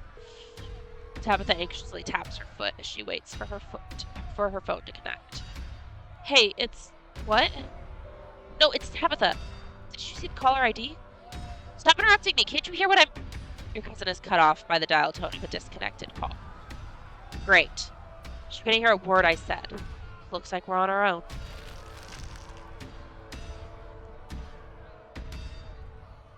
Your father has left town, Charlie. We're moving to a new house today. And the shadowy figure in the corner dictating the flow of... Is the shadowy figure in the corner dictating the flow of events? The last thing you're going to do is wait to find out. You plant your feet against the ground and launch yourself into a powerful tackle. Only you don't actually go anywhere. It's suddenly as if the floor beneath you has become a treadmill. You try through though you might, you find yourself comically running in place. What are you doing?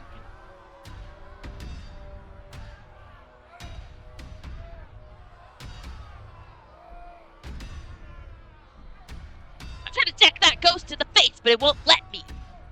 I'm no expert on ghost physics, but even if it let you move, would you really be able to do anything to it? He can't come back. We've got to live somewhere else now. But that'll be fun, right? There'll be new kids to play with. You can show them your little dolls. Hurry, sweetie, we don't have much time. Why aren't we possessed?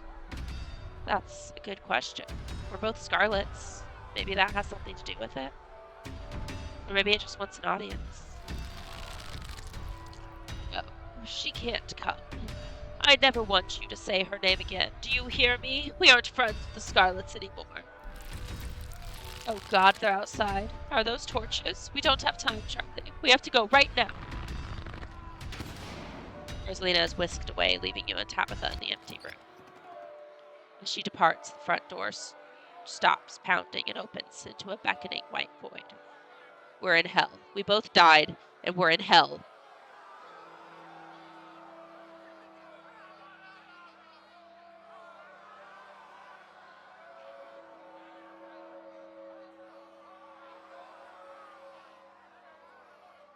Are we supposed to be Charlie? Is Charlie the ghost? Your guess is as good as mine.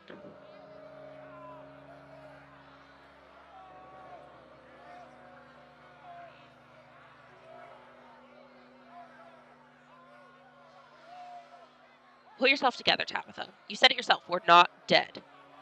You're right. You're right. I guess we're not getting out of here until we do what it wants. I think it wants us to go through that pounding door, shall we? Okay, so when I get to the choice, I think I know what I'm going to decide.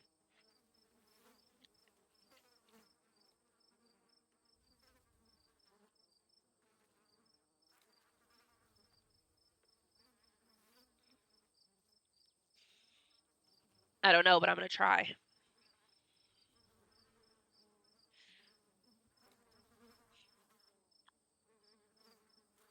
You're outside and it's night. A false moon looming massive in the painted sky.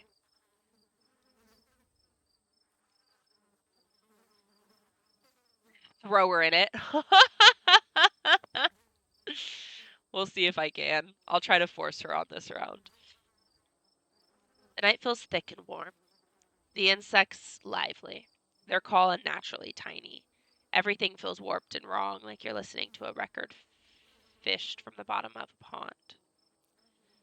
Ugh, what magic word do we have to say to ugh. Ugh, what magic words do we have to say to get you to let us go? We're sorry, okay? Whatever our family did to piss you off, we're sorry. You poor dear. I've been keeping track of you, scuttling around town like a tomcat. You've fallen hard for Miss Edwardine, haven't you? Is it just me, or does that shadow keep getting closer? Not just you. There's no need to be embarrassed. Your secret is safe with me. You know, I never did approve of what the Scarlets did to your family, and what it did to the two of you young'uns. Childhood sweethearts. Just think how lovely it would be if you could just be happy together. That's what you want, isn't it? So, Edwardine, Charlie? Let me just spoil it for you and say it doesn't work out. Our great-grandfather's name was not Charles. I'm sure by now you've realized the young lady don't plan on leaving with you. But it's not for lack of desire, as we know. It's Enoch. Even if you dragged her over the town limits, his hold over her would make sure neither of you were ever happy again.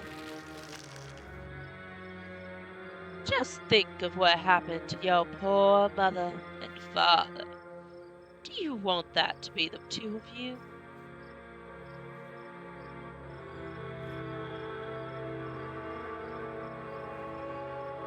What happened to our parents?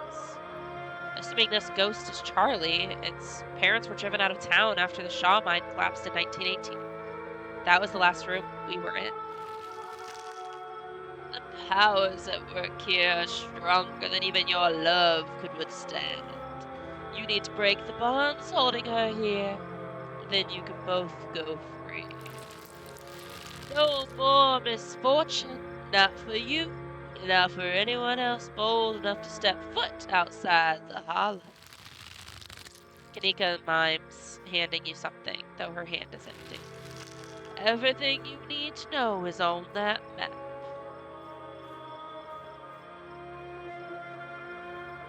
I don't trust whoever this lady is. She's got some kind of ulterior motive. Agreed.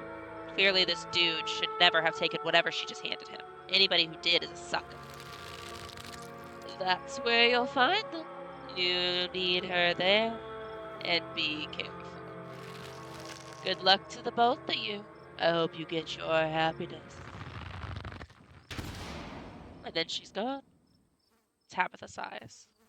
Okay, let's find the way out, unless you have any ideas.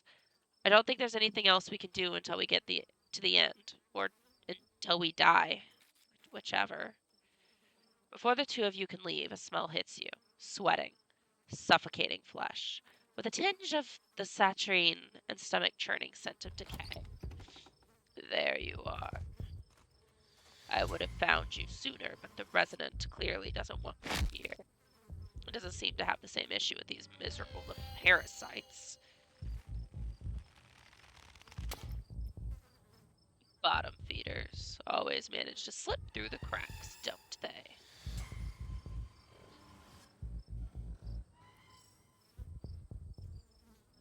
I could squish a ditchling too if I wanted to.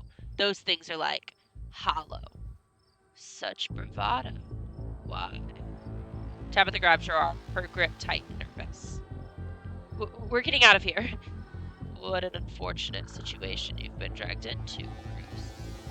I don't think that girl is any good for you. Stella was her name? Seems she's skilled at finding trouble. Maybe I should pay her a visit soon, if she makes it out of here alive. Tabitha bolts for the underbrush, desperately pulling you along. Stella? Or Stella? Sorry, I don't know whose voice is whose.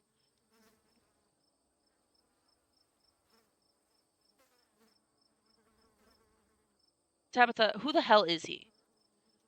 If you see it again, ignore it. Or better yet, run away. Come on, we need to keep moving. If that thing got in, there must be a way out. The two of you step out from the brush and into the long wooded corridor lined by bottles and rails. Figure rises to attention, blocking your way.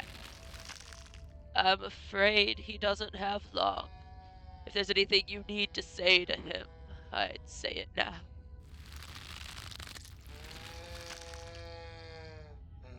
As Zane is swept away, the room pulls itself to you, and you find yourself looming over a deathbed. Oscar lies in the center, looking pitifully small. I'm sorry, boy. Sorry I let my troubles drive yo mama away. And sorry those troubles mean I'm leaving you all alone now.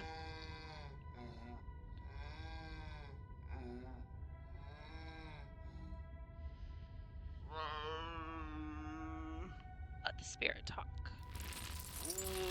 God damn it, Junior. How many times do I have to tell you? I tried to stop it from happening, but that damned snake Enoch went behind my back. Oh, what bullshit? Strike a nerve.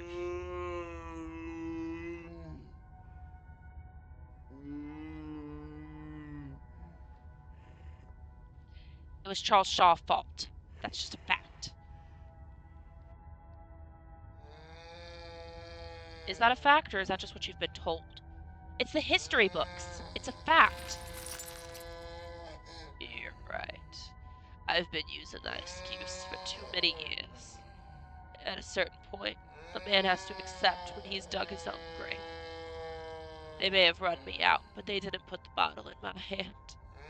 Still, they destroyed our legacy, boy. Both our names are cursed with that history. I'll be dead and gone soon, but I won't be able to rest. Not until our name is cleared.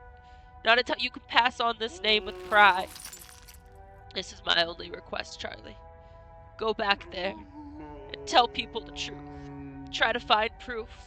I don't know what you'll have to do, but please. I know I ain't been the best father, but I'm no murderer.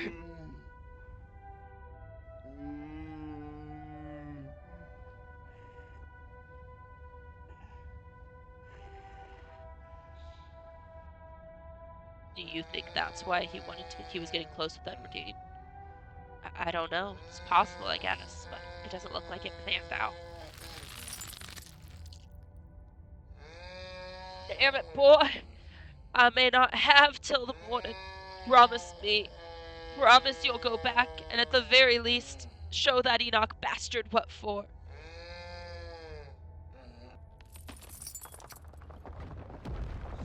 You watch as Oscar's body seizes and falls through the sheets, taking the rattling pile of bottles with him. This ghost is so full of it. Your cousin steps forward and disappears through the hole left in the bed, leaving you to follow. You and your cousins find yourselves crouched under a large table. Stella stares through you, and indecipherable murmurs and shuffling feet echoes from the ends of the table. I think I'm gonna be sick. They're so lovely. Are you sure I can't keep one? You must have worked very hard on them.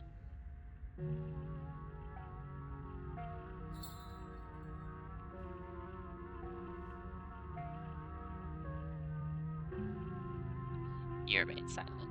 I can't believe that ghost is making Stella humiliate herself like this by doing a baby voice. It's embarrassing. I'll try to keep it away from my brothers so they won't smash it. Though I wish I could make it move like you can. And you can even do the voices, you know? You could probably make real money if you put on a show for people.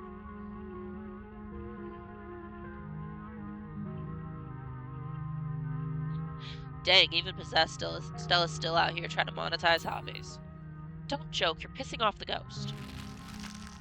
A traveling show? And you'd want me there too?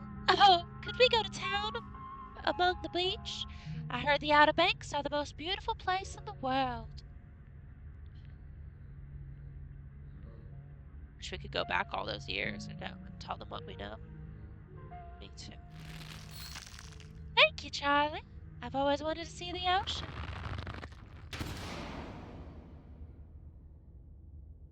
There, Are you done now, Charlie? Can we leave? Everything crashes to a thunderous black before you or Tabitha can get another word.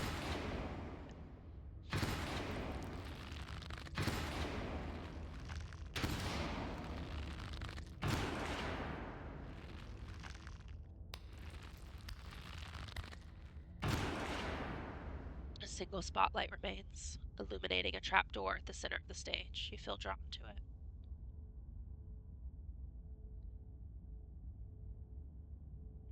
Trapdoor.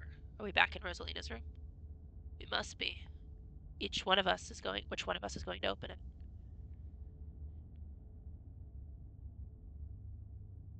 You wordlessly step towards the trapdoor. It creaks open all on its own. Oh God, that is so much worse than opening it ourselves. You and Tabitha are shoved from behind and stumble through the hatch. It took some digging, but it's there. The map was right. That means there's hope, Eddie.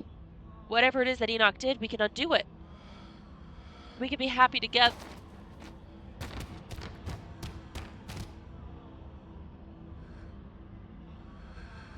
Eddie?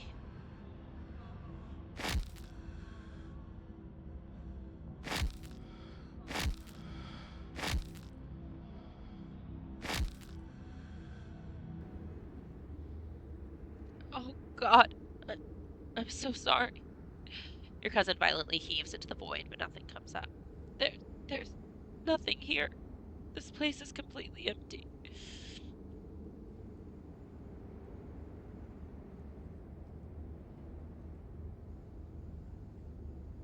Whatever it is that Enoch did, we can undo it.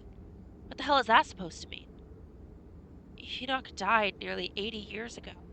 Does it matter what he did? Does it even matter if he framed Charles Shaw at this point? Who's left to be hurt by any of this? What now? Do you repent? Do you repent for your crimes?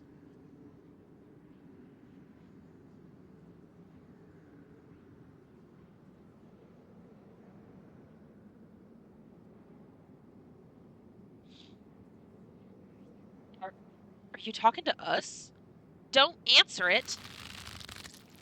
You must answer for the crimes committed by your scarlet blood. Are you kidding me?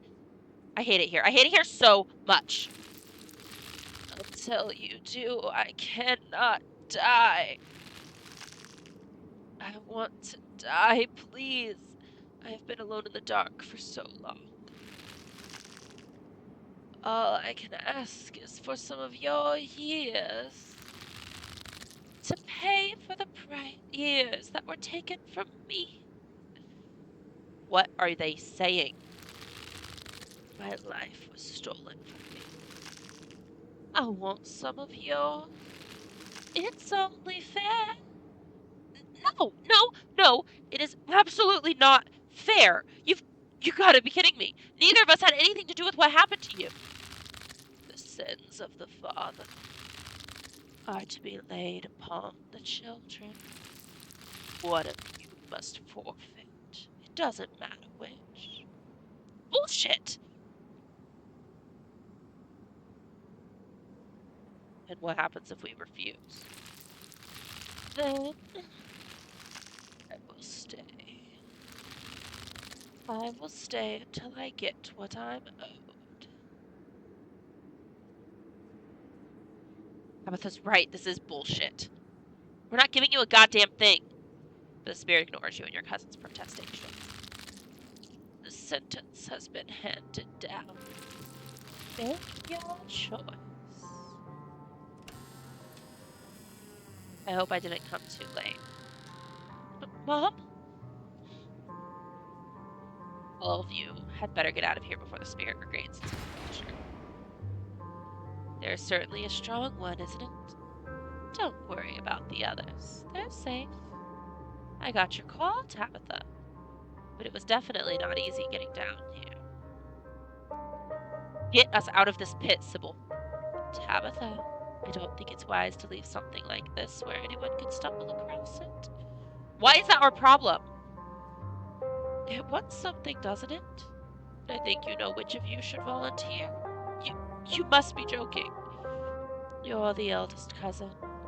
You're the one who actually lived in this town. It's only right. Absolutely not. We should just leave. I'm not giving in to his demands of some dead guy. I agree with Sybil. Tabitha, you should be the one to handle this. Absolutely not. Neither of you are going to make me do this. I know you can get out of... I know you can get us out of here, Sybil. Sybil eyes you carefully from across the room.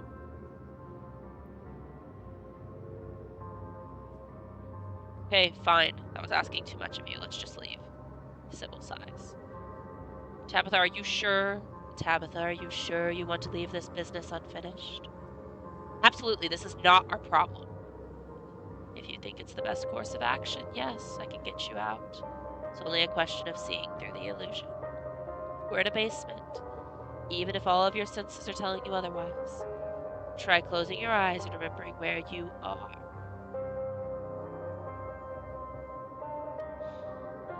You do as she says, closing your eyes. Suddenly the sounds and tactile sensations of the spirit realm feel much more distant, as though you've partially woken from a terrible dream. Good. Now feel for the stairs. You fumble in the darkness, grasping for the air in front of you. Your palms meet wood with a solid thump. It's the staircase. You can feel it under your hands. I found it! You begin your ascent. Good work, you two. You're doing great. You place a confident foot on the wooden floor of what you assume must be Rosalina's room. You open your eyes, seeing what feels like a superposition of the real and the fake. Don't let it trick you again. Its powers are already struggling to maintain their grip on you. You continue. You feel the door frame under your palm, and then the sturdy walls of the hallway beyond. We're almost out. I knew it. Knew this ghost wasn't a big deal. It's only faltering now because it's exhausted. Don't underestimate the spirit, Tabitha. You stumble into the corridor between the annex and library. The real world swims closer and closer to being back in focus. The doors. Come on, Bruce, we're almost there. You and Tabitha fall towards the entrance, your legs still unsure of the ground beneath you, and the doors fly open. You're outside. It's real this time. A cool autumn breeze blows small piles of dried leaves across the steps of the library. I'm gonna peace out. Back-to-back encounters with my own mortality. I've got a lot to ponder. See you, Rosalina. Zane walks off down the road. Finally, we're out of the funhouse. But the spirit remains. It would have been much better to banish the thing. It's spread from the annex to the entire building. Anyone who steps foot in there might be subject to its torment. Not my problem. Not Bruce's problem. I don't want anyone else in town to have to experience that. That was awful. We'll board the place up and say there was a gas leak. There, fixed it. I suppose I'll have to find another place for me and Rosalina to stay. This was such a disaster. I'm so sorry I've brought you all into that house. I should have let the place rot.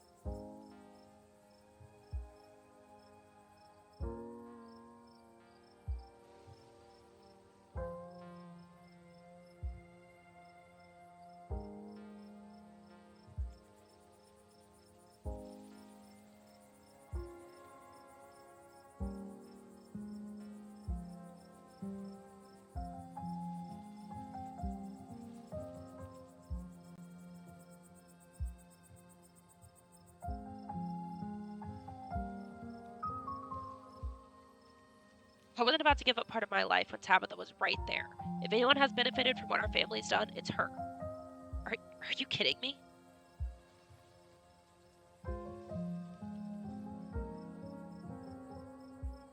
I'm a jerk. I'm a jerk. I'm a jerk.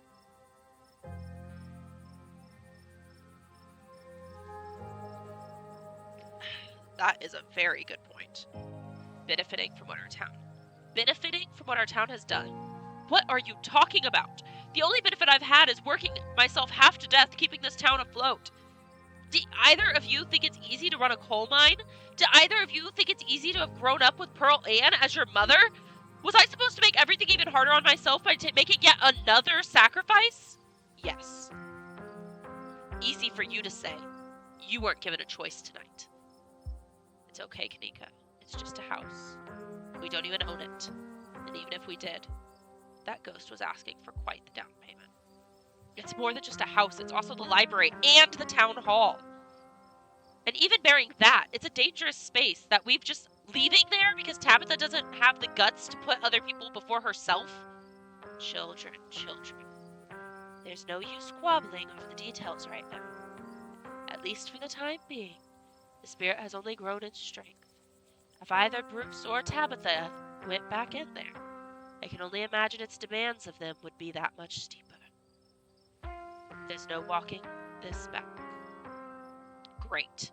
Then we all, in principle, agree it's done. Let's move on.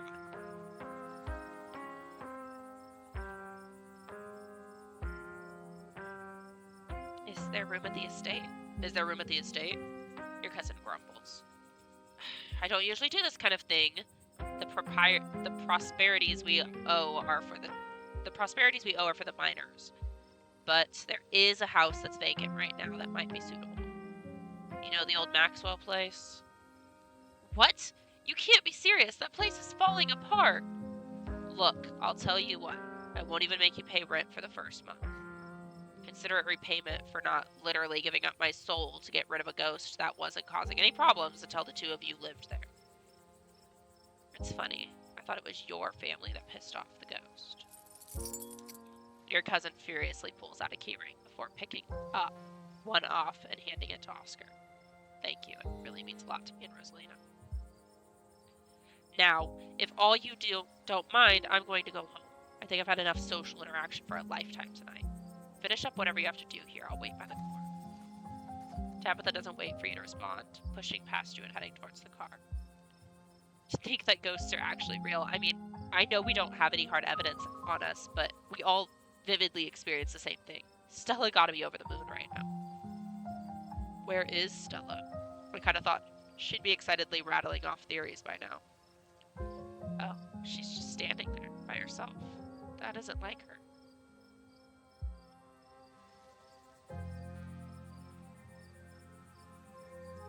Hey Stella, wanna hang out with the rest of the class? What? Oh, I'm okay. I'll see you guys later.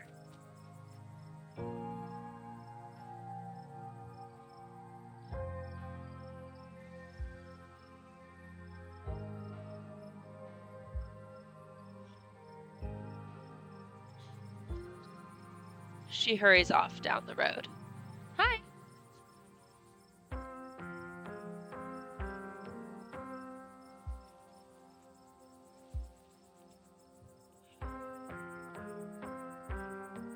Started to think Stella might be a bit of a flake. She keeps leaving when things start getting heated. Stella is not a flake. Don't be a jerk. Should we go after her? I think she just needs some time to herself. Stella's never been the kind to share her burdens, and I doubt that'll change just because somebody goes chasing after her. If anything, it would just make her clam up even more. She's a strong girl. She'll be okay. I'm honestly surprised she and Zane are the only ones heading out right now. You've all been through something awful, and each and every one of you needs rest. Especially you, Kanike. We don't want that cold of yours to get any worse. What is a disaster? This whole night has been. I had no idea it could turn out like this. I'm sorry, everyone. Stop apologizing, Dad. We're the ones who don't have a house anymore. We don't even have a library now.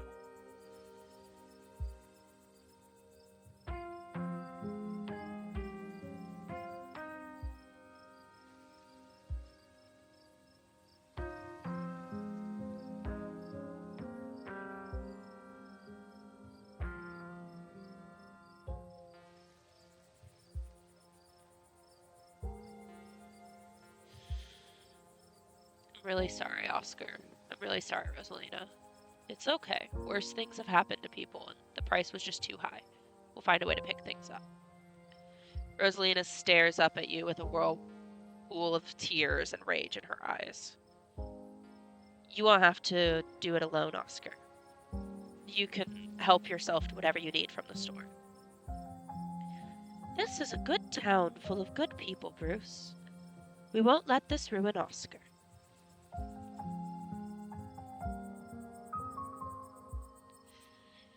There is another carving in there.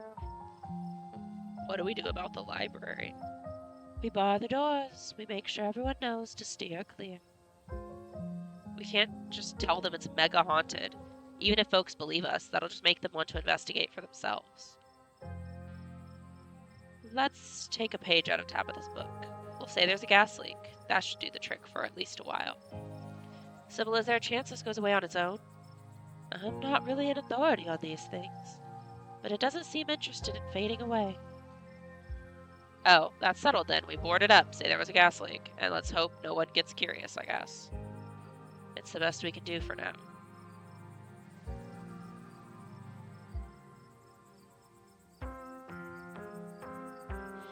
I guess I should probably head back. We should probably get going. It's starting to get chilly out, and I don't know how long it'll take to get things ready at the new place. I'll be over later tonight with some bedding and hot tea, and I'll have Miles bring you groceries in the morning. Don't be a stranger, and let us know if you need anything, okay? Thank you. That really means a lot. I believe it's time for me to get my daughter home as well. But, Kanika, dear, you haven't been feeling well. You need to get some rest. Okay. Kanika wearily treks back to the general store. Before I go, Sybil places a hand on your arm, holding you back for a moment. I'm sure you have questions after everything you saw tonight, but let's not get into it here. I think everyone could use a little rest and relaxation right now, yourself included. If you swing by the tea room sometime tomorrow, say early afternoon, you and I can have a little chat. I'll see you then, Bruce. Sybil leaves you and catches up to her daughter. Time to wrap things up here. Back to the instinct. The ride back is nearly silent as you and Tabitha reflect on the night's events and your decision to leave the haunted interaction. Do you think we did the right thing? Are you going to quit guilt tripping me again? Are you going to guilt trip me again? Don't waste your breath, because I'm not in the mood. It's like Sybil said, it's done, and there's nothing we can do about it other than move on. And for the record, yeah, I think we did the right thing. You ride back in silence as the car makes its way to the estate. You're back inside after the events of the evening. The howling winds and steady creaks of the estate feel almost warm welcome. Well, we're back.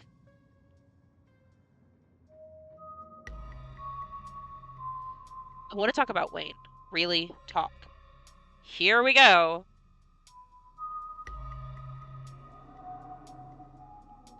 You really don't want me talking to him. What does he know that you're afraid of me finding out? I just know him. Please trust me when I say he's bad news. Why is he following me? He's a creep, stalking his ex's cousin.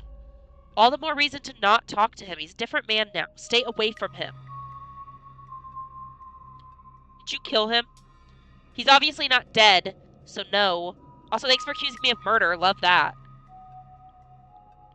Why is he all gross? He's sick or something. Probably part of why he's such a creepy weirdo now. I don't know if it's contagious, but I wouldn't rule it out, so don't go near him. Do you think he's actually going to hurt Stella? No, he's a creep, but I don't think he has it in him to hurt her. And I don't know if you noticed, but Stella is irritatingly resourceful. She'll be fine.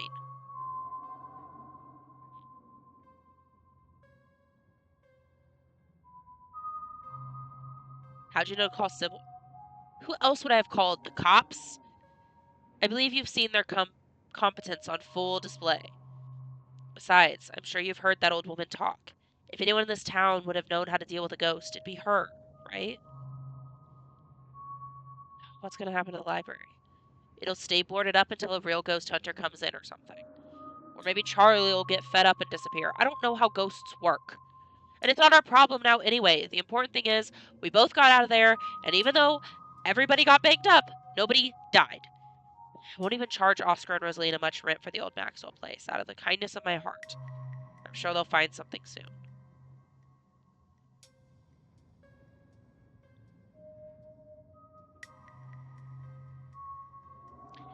Any updates on the strike plans? They're bluffing. They wouldn't dare with those kids still trapped in the mine. I'm sure this will all blow over soon. If it doesn't, well, I guess this bad week just kept getting worse.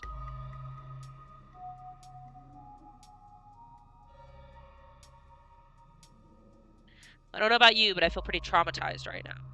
That's great. Now you're really a Scarlet.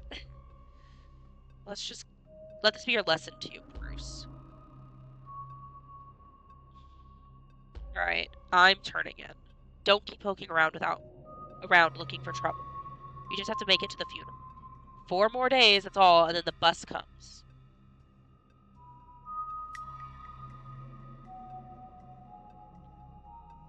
And then we have to never have to see each other again. If that's how you want things to be. Anyways, night. See you tomorrow. Time to go to bed.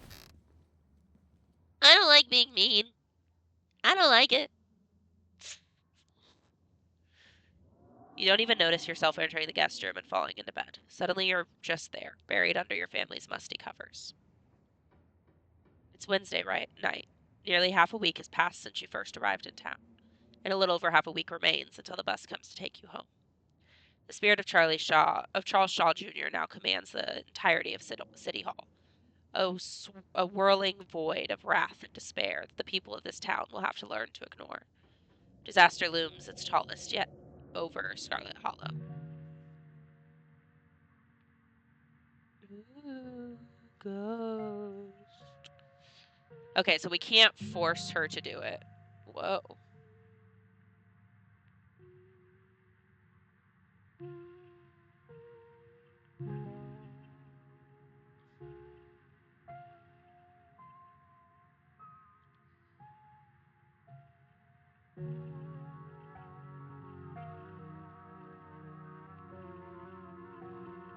Hi, Charlie.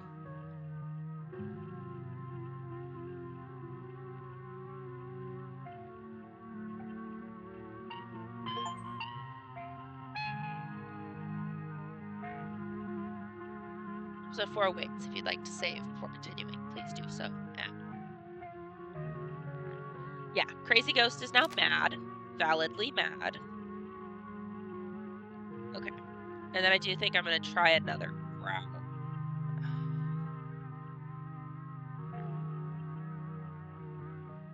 Maybe not. What was the other route that I was curious about? Not going in there with her? So my thought process immediately is that if I go in without her, I won't have a way out. But my other thought process is Bruce may be able to be rescued by Wayne. And so since this is the route where I'm supposed to try to romance Wayne, it might be a good idea to see if that's a thing. So I'll try to go in without her and see if Wayne can rescue us.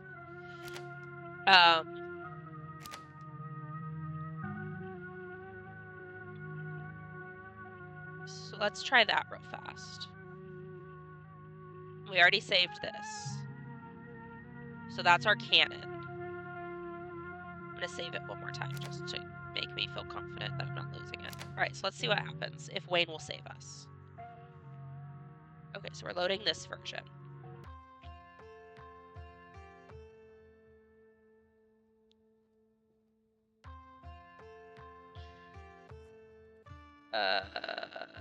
We'll head to Reese's. We're not going to remind Tabitha, which she might still show up because she knows about it. So it may be something where I have to go a version where I don't tell her at all.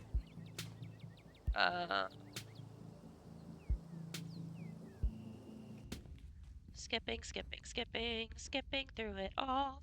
Skipping, skipping, skipping while I sing this song. Skipping, skipping, skipping, skipping through it all. Skipping, skipping, skipping while I sing this song. Hey, skipping through the story, skipping through it all.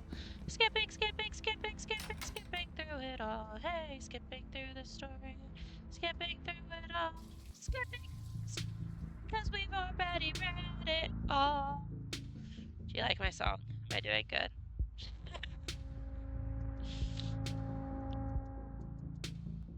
Now this is more like a man who didn't even want to be here to begin with. Like, he just went to this house, didn't talk to anybody, ate the food, and left. Okay.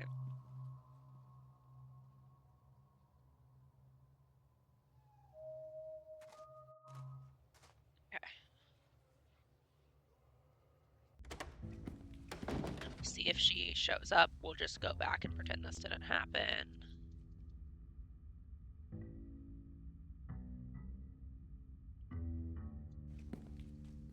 Hey, Zane, man, how you doing? Zane is so fun. I like voicing him.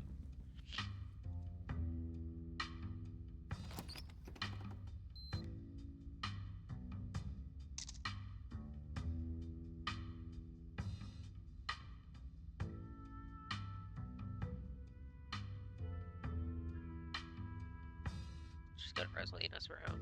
So far, it doesn't look like she's here. Okay, so yeah, she's not here.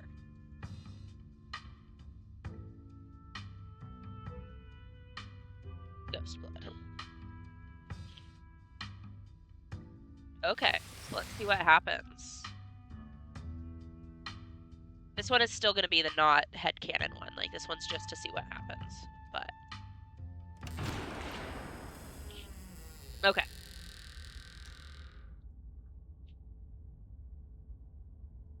You come into Oscar's living room. You can't tell what time it is, and your friends are nowhere in sight. The building feels colder, and there's something about the air which feels wrong. It's stale with an undercurrent of mold and earth. You feel claustrophobic, as though you're in a coffin, each breath depleting what little oxygen is left. Look for your friends in Rosalina's room. Whatever just happened was weird, but your friends are still probably in Rosalina's room. You head further into the house. Something isn't right. It feels like the late summer afternoon. The air is warm and wet, and the scent of flowers drips in the breeze. A movement stirs, and a figure rises, so we're going to skip through all this again until we get to the point where he shows up.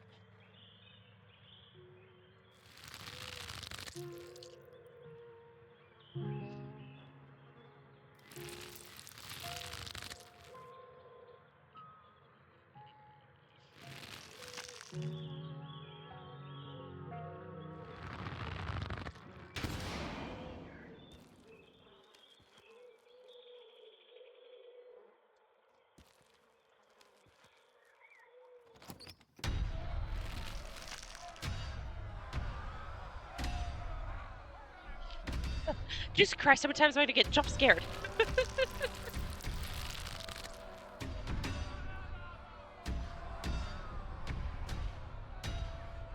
This is horrible. This whole thing is horrible. I hate it here.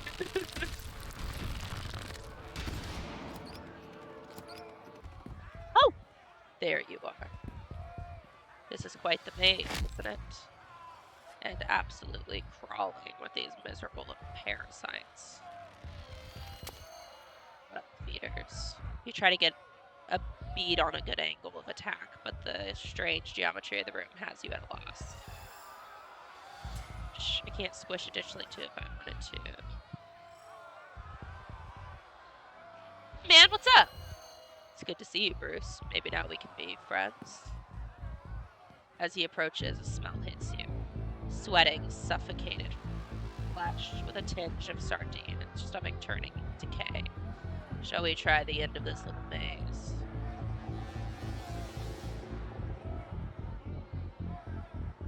I kinda wanna punch him. Will he be mad at me if I punch him? You attempt to catch him off guard with the haymaker, but he moves out of the way with an unsettling presence. And here I thought we were finally starting to get along. You feel a bump across your back before stumbling through the door. You're outside and it's night, a false moon looming massive in the painted sky. Wayne is gone. The night feels thick and warm. The insects lively, their call unnaturally tinny. Everything feels wrapped and wrong, like you're listening to a... Yeah. Okay. Okay, so I'm not gonna punch him. I'm not gonna punch him. I'll go back.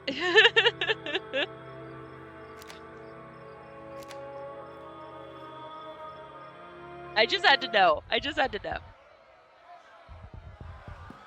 There's no need for you to run away from Wayne. You step past him and walk into the void.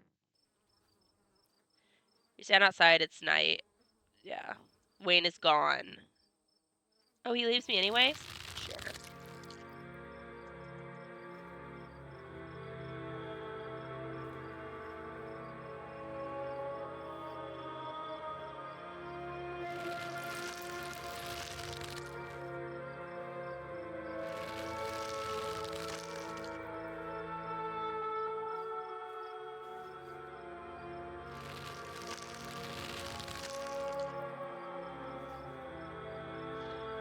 What's that about misfortune and stepping foot into the holler? Is the town cursed?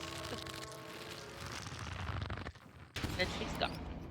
It's trying to get rid of me. It'll have to try harder.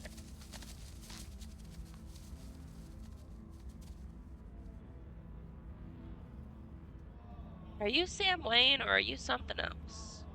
The body that stands before you is Sam Wayne.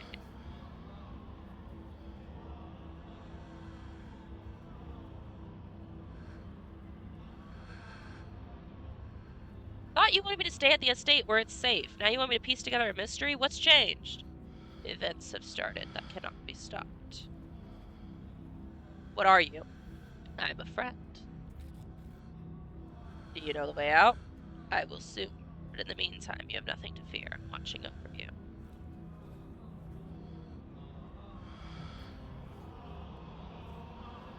Thanks, I appreciate that. He says nothing in response.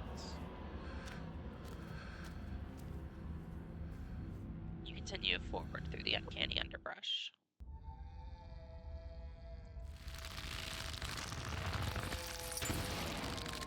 Jesus, that was excruciating. There's Enoch again.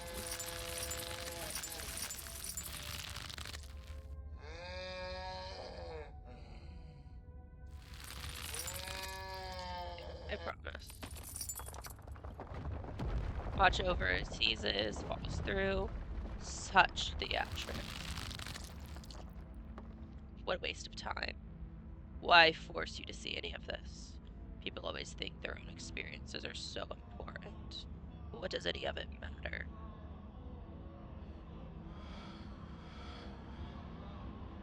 So you're still stuck here too. We keep being separated, but I have a feeling it'll be over soon. Then the exit won't be hard to find.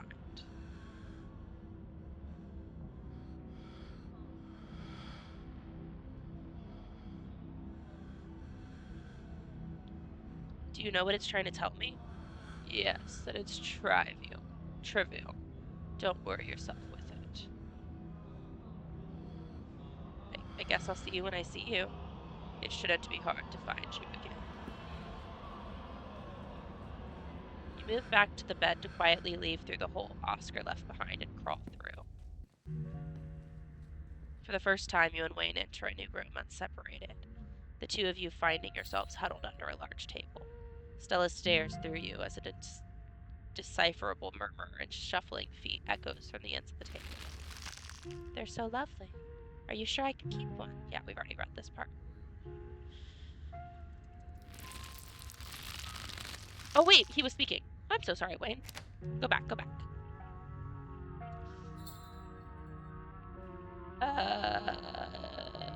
You move back to the bed and quietly leave through the hole Oscar left behind, crawling through it. For the first time, you and Wayne enter a new room unseparated, the two of you finding yourselves huddled under a large table. Stella stares through you as an indecipherable murmur and shuffling of feet echoes from the end of the table. They're so lovely, are you sure I can keep one? You must have worked so hard on them. You remain silent. Just let the scene play out. There's no use trying to communicate whether with the resident or your little friend. I'll try to keep it away from my brother so I don't smash it.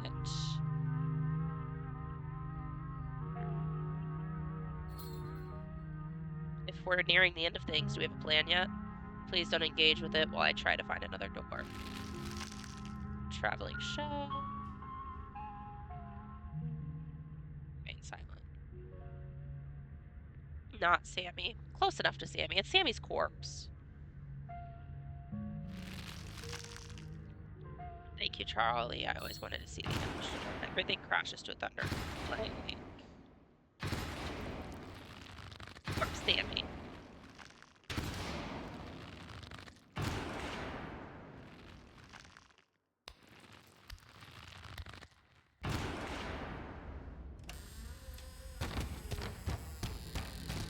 Fall through the hatch.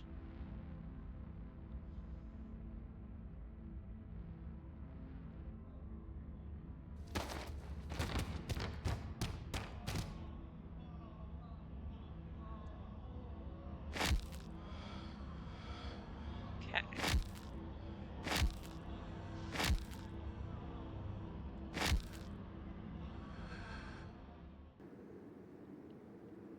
Wayne is gone once again. There's nothing here but you and the howling void. Hint. She's not here, but my cousin Tabitha, she's the one you want. I haven't stepped foot in this town before a couple of days ago. You must answer for the crimes committed by your Scarlet blood. Until you do, I cannot die. I want to die. All I ask is for some years. Pay the price or take it from me. My life was stolen. I want yours. It's only fair. Sons of the fathers. All be laid upon the children. Forfeit your years and I will finally leave. The sentence has been handed down. Make your choice. The smell hits you. That now familiar, wet, unwell odor. What an annoying pest you are. But you couldn't keep me out for long. Seems we've exhausted its power. Holding all these bodies hostage must have been quite taxing. Come along, Bruce. It's desperate, but it has no power over you. There's no need to bow to the will of such a frayed and unbroken consciousness. Leave it to fester.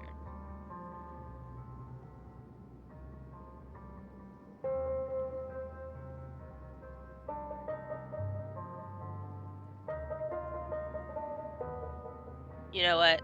I honestly feel like he wouldn't care about these people. He's just gonna leave. You're right, I want to help, but I can't justify the cost. You're right, it isn't worth it. How do we get out of here? Screw the sins of the father crap. I don't owe this ghosted thing. Let's get out of here. Get the hell out of here, Wayne. I'm trusting you. You better make this count. Let's just go. Screw this sons of the father crap. I don't know this ghosted thing. Let's get out of here. You don't need my help.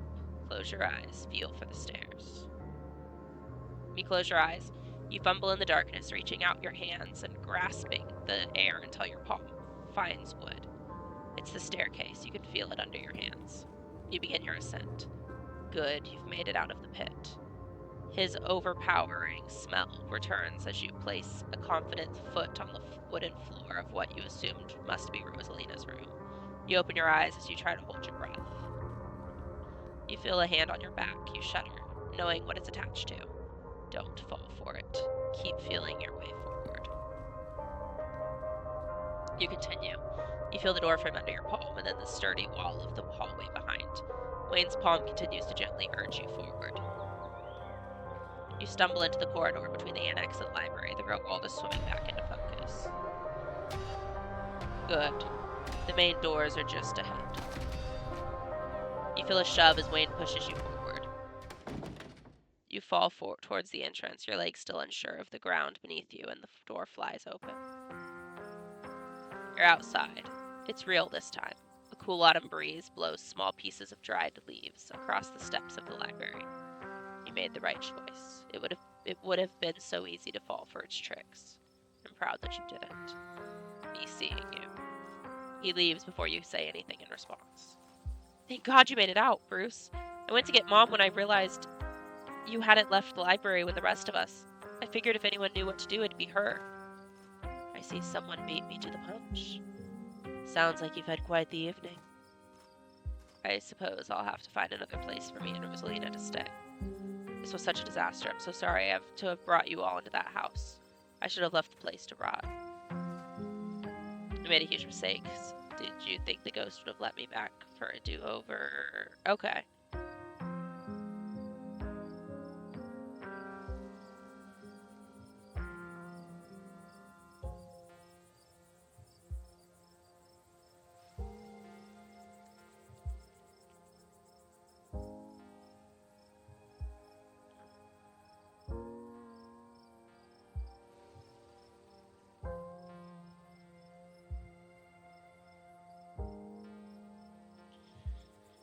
Maybe the government can rent you another house? Yeah, I guess that's possible. I'll give the state a call in the morning. Okay, but you two need a place to sleep tonight, Oscar. Yo, G-Man, we got a spare room, and I don't think my parents would really care. That's really sweet of you, Zane, but... Dad, just take him up on it. You're right. You're right. Thank you, Zane. I'll figure out something more long-term in the morning. Dope. I'm gonna peace out then and let my folks know. See y'all later, Rosalina. See you later, Mr. G. Zane walks off down the road. Do you think that ghosts are actually real? Okay. So I feel like for the purpose of romancing, this one might be a better route. So I'm going to keep it, but I do think I'm going to play the other one. And then if I can't romance Wayne, we'll pull this one back up. She'll be fine. I don't know. Should we go after her?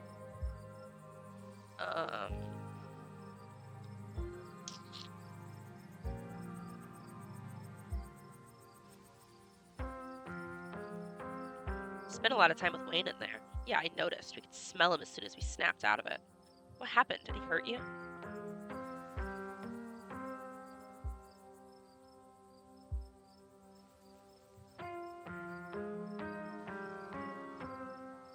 He was a part of the reason I left the ghost behind. He really didn't want me to make that deal with it. Weird. It's like he has some sort of obsession with you, isn't it? We don't need to trouble Bruce for the details. No one pay any mind to that man. He's just a drifter. He'll be gone soon enough. In the meantime, steer clear, and he won't make trouble.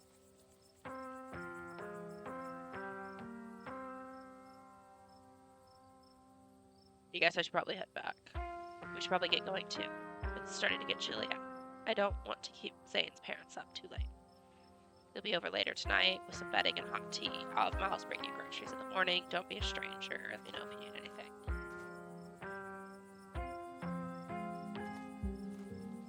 Okay. You make yourself comfortable for a few minutes while you wait. After everything that's happened tonight, the normalcy of sitting in the quiet and empty road feels like a priceless treasure. I hope you don't mind, but I took the liberty to call your cousin and tell her about what happened tonight.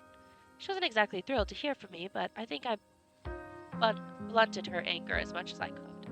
Shall we head out for a walk? Time to go home.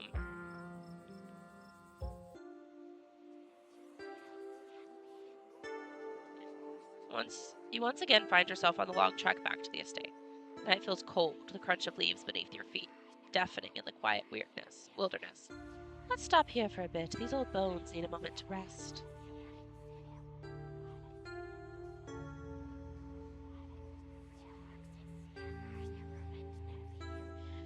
Edwardine killed Charles Jr., but it feels like I'm only scratching the surface of things. What has my family done? Is that what the spirit showed you? Your family built one of the most powerful coal empires in Appalachia. Those sort of things don't come out without betrayal and bloodshed. These are all assumptions, of course. I'm an old woman who enjoys her tea, and the Scarlet Empire is far older than these rattling bones. If you want the bloody details, I'm afraid you'll have to find them yourself.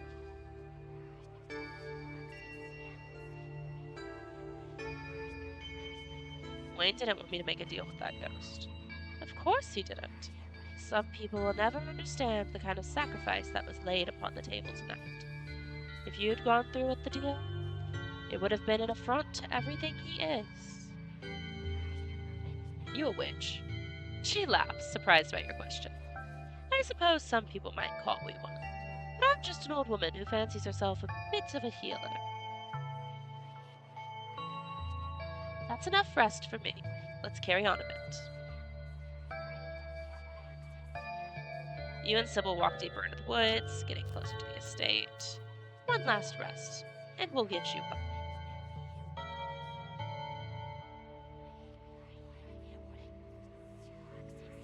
Sybil, what is Wayne? He's just a man. He absolutely is not just a man. Ordinary men don't move like that. Ordinary men don't outclass you.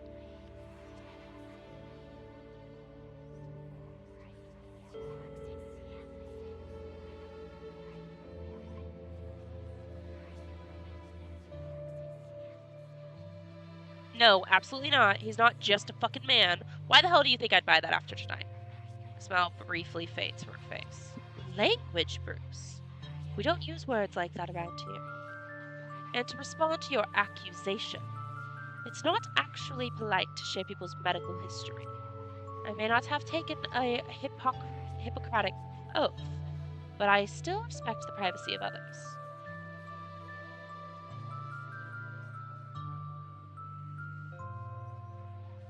Why can't I just go home? Like my real home? You poor dear. This is your real home. It's hard to have the sensitivity to feel these things, but on some level, it called you back here. Nobody really leaves the Hollow, at least not forever. Call it a quirk of the town.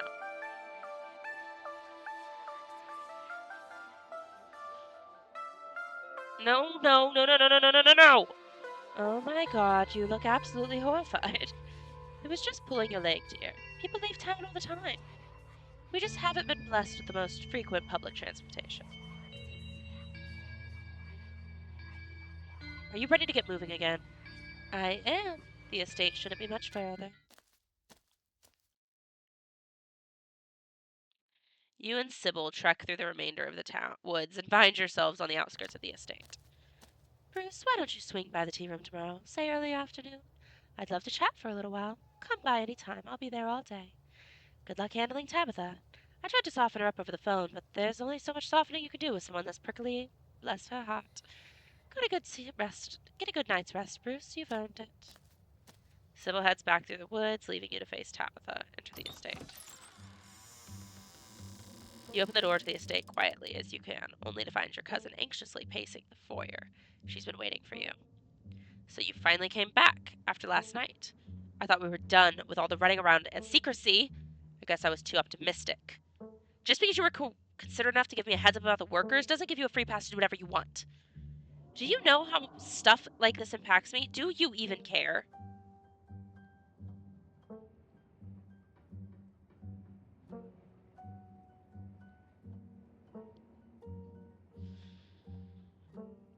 Ignore her and go to bed. Ugh, real nice, Bruce. Real nice. You don't even notice yourself entering the guest room and falling into bed. Suddenly, you're just there, buried under your family's musty covers. It's Wednesday night. Nearly half a week has passed since you first arrived in the town, and a little over half a week remains until the bus comes to take you home.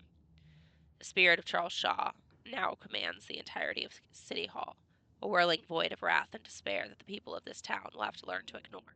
Disaster looms its tallest yet over Scarlet Hollow. Okay, so yeah, we'll keep this one as an option. I am going to say the other one is quote unquote canon. But if I can't romance Wayne on the other route, I'll probably have to pull this one back out since we've developed more of like a rapport.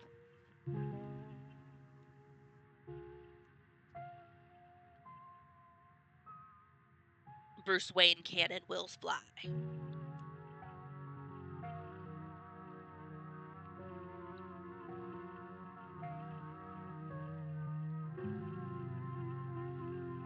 Or ship. That's what I meant to say. The Bruce Wayne ship will sail. I don't know how I messed up so many words in that sentence.